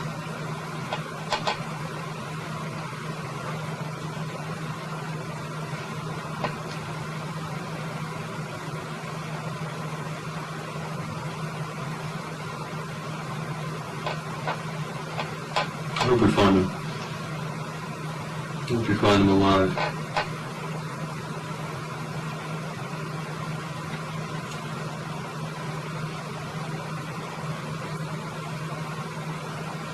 Do you still think they're alive? I feel they're alive.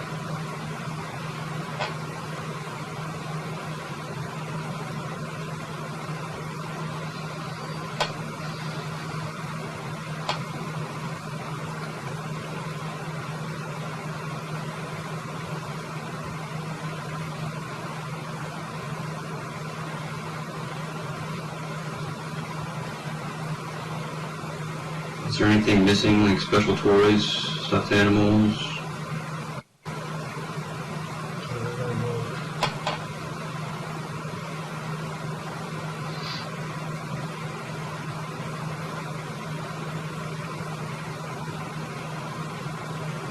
Anything special coming up? Reference to any planned parties or something like that that you think they'd be at?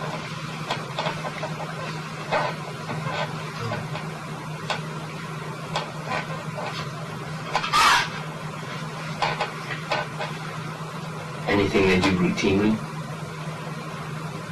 but what definitely they will not miss. Studying every day. Yeah.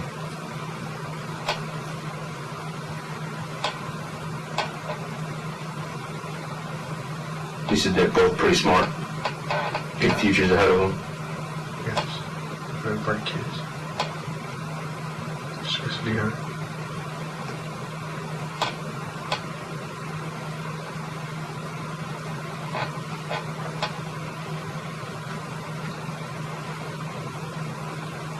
You said you feel they're still alive. What makes you think that? You've been together for 5 years. Do you have that internal instinct, you think?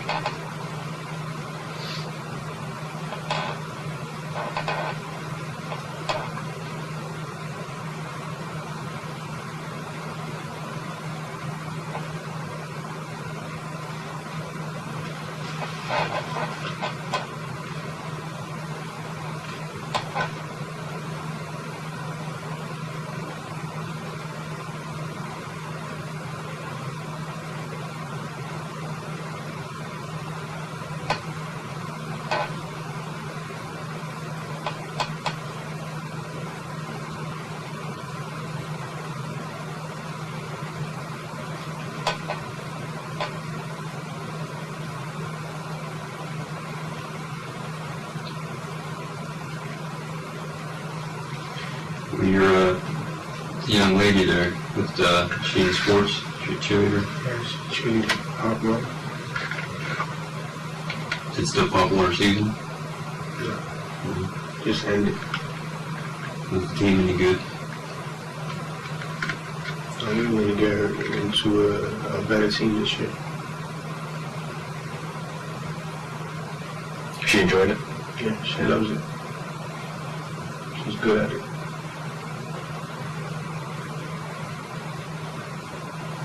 She just turned 9. October 8th.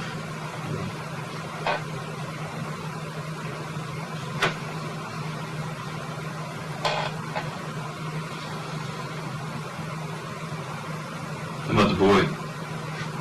Just turned 8. Is he a sports guy? Is he a video game guy? He's a video game. You guys play games, don't you? Yes.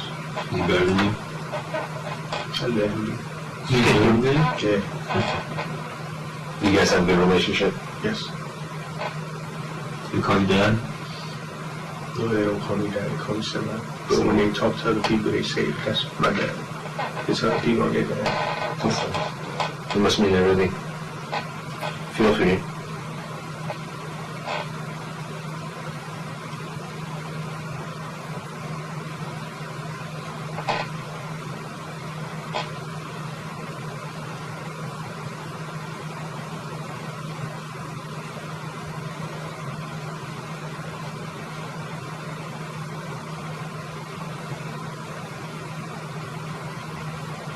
You want a minute alone with the photographs? Can I collect your thoughts?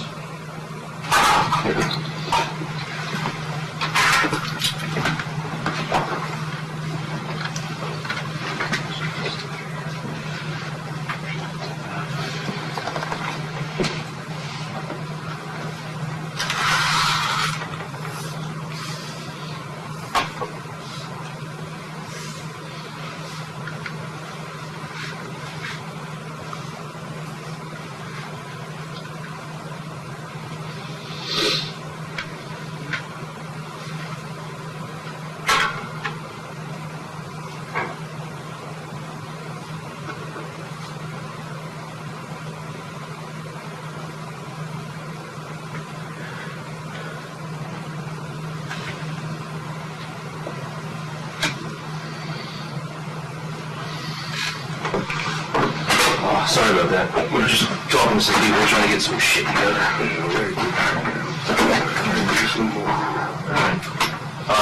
Anything you can think of, real quick? Nothing you left out, maybe, that can help us steer us in the right direction? Not right now. Nothing you can think of? Alright.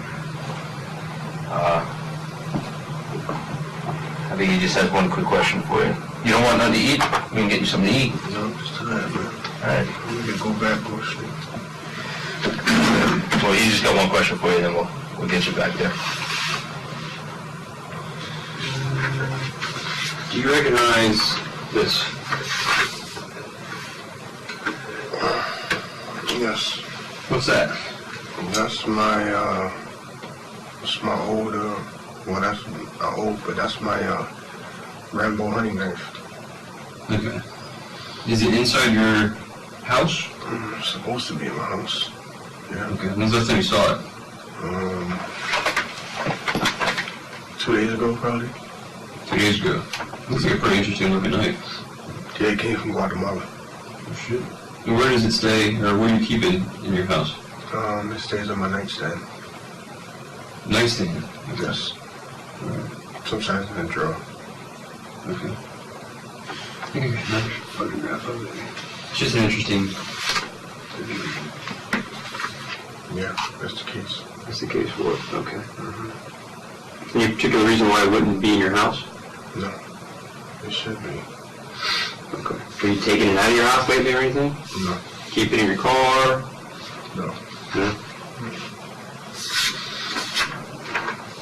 It's like a dual-purpose knife right there, boy. How big is it? It's hard to It's a tell. hollow hunting knife. It's for honey hogs. Like this big. That's the bigger than that. It's bigger than that. That's what I'm trying. You ever kill anything with it? You ever hunt a A water hog? hog, yeah. When's the last time you did that? Oh, a year ago, probably. A year ago. Okay.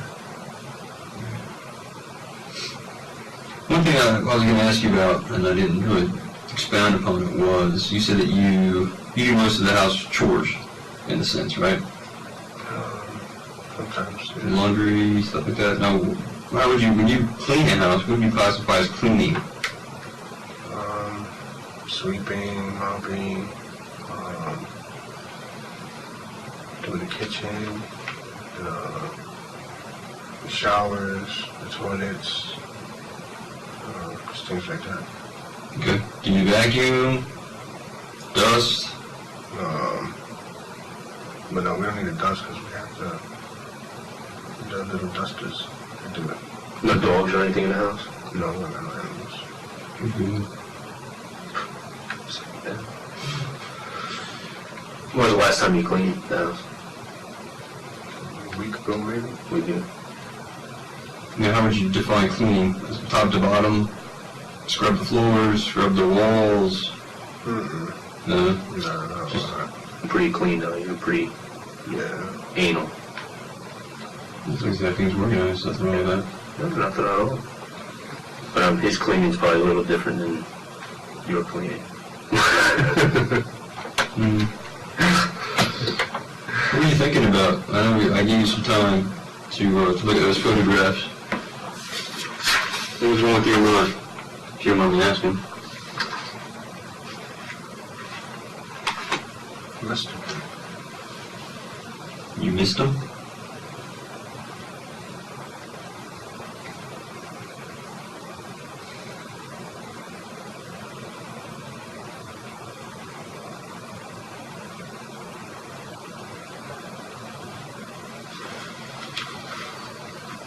Did you trade places with him?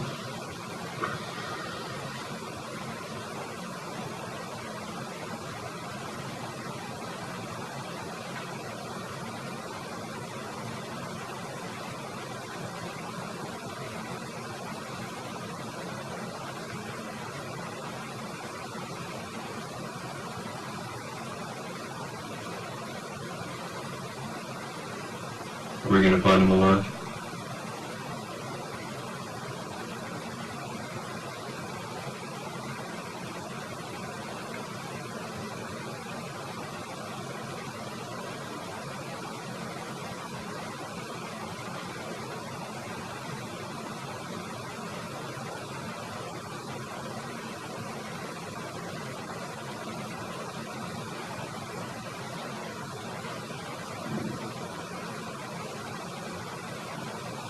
No, it's supposed to.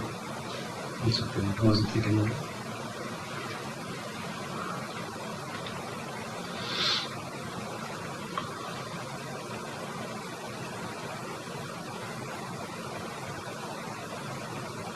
Do you know what happened to your family?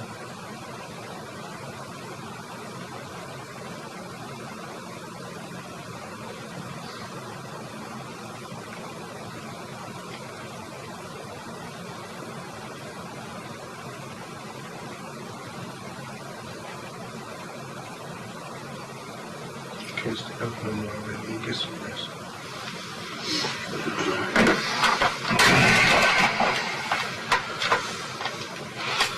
You want to take your, you take his crackers with us? You don't want him? Do you, you've been a big help, in this whole thing. Do you mind giving us DNA sample to help out with the case? So I'm just asking if you're willing to help out with the investigation in case we find something. Is that okay? Yeah, it's not a problem. Okay. I'll go get something real quick. And then we'll get you back and you get rested. I'm sure you've been through the past couple of days.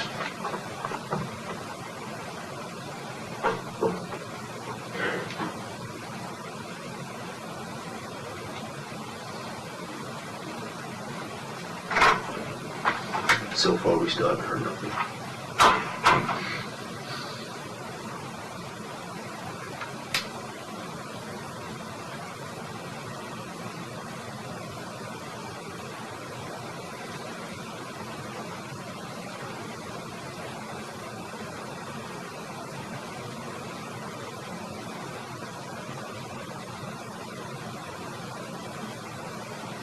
You know I don't like coming at you like that. You know, I know shit happens.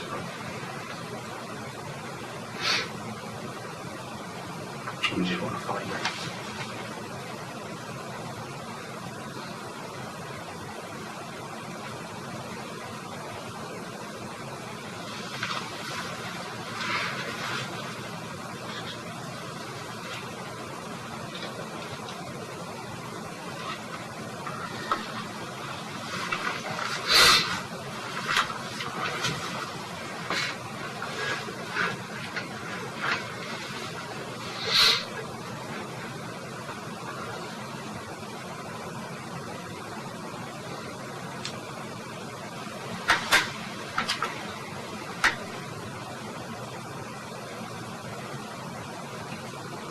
Anything you might have thought of in a time?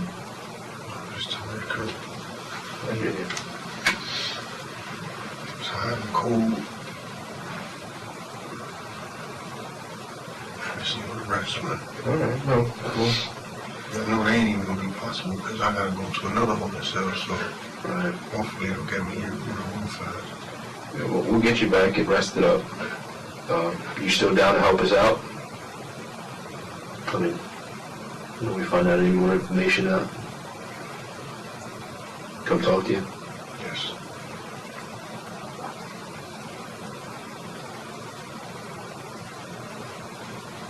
I mean, you know, regardless of the situation, regardless of what happened, you know, we're here. You know, we're not here to jam you up, we're not here to, we're just here to find out, you know that.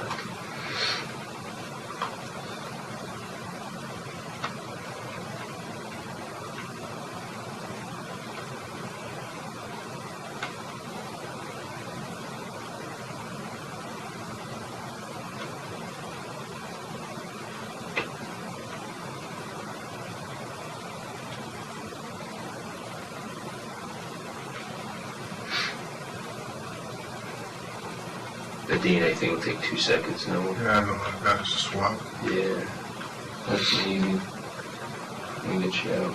That just helps you out too, in the long run.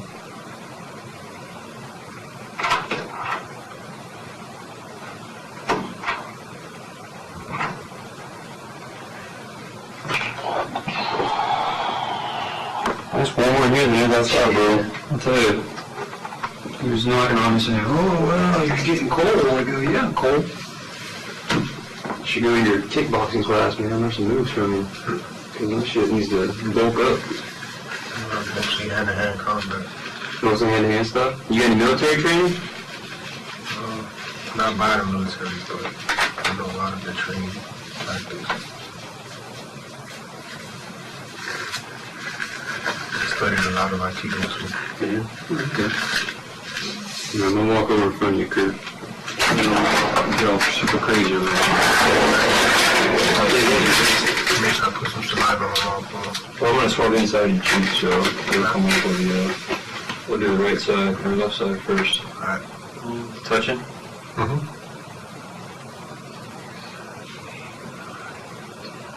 Okay. Move close. Take a break. There you go. Then we'll do the other side.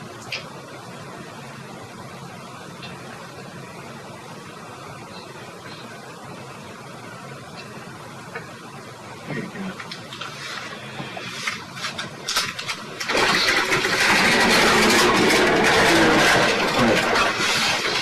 I already talked to him, he said, he just wants to go get, you know, some sleep. Okay. And then he said if we need him, we can go talk to him or whatever. Fantastic. So, I told him we'll keep him in the loop on what's going on.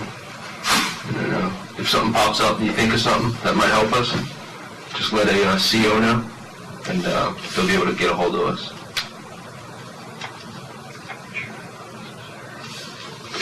You've been a big help, man. You know what I'm saying? And I'm confident that we're going to find your family. I just hope that we find them in time. You see what I'm saying? And whoever's responsible for this, whether they left on their own accord or whether they were taken and unfortunately killed, whoever's responsible for it, we're going to hold them accountable. Does that make sense to you? I can you get my word on that? Of course. Okay. So let me get you. You got to take your handcuffs, then I can take you to all the handcuffs in. So I'm gonna go get those. Okay. You need to use the bathroom or anything before you. All right, ladies and gentlemen, we're going to take a lunch break now. We'll resume the proceedings at 1:45. Okay, I'll give you a full hour and a half. 1:45, it's a little 15 minutes later than normal. So, remember not to talk about the case with anyone, don't do any research, don't discuss the case among each other. Leave your notes face down with the transcripts in your seats.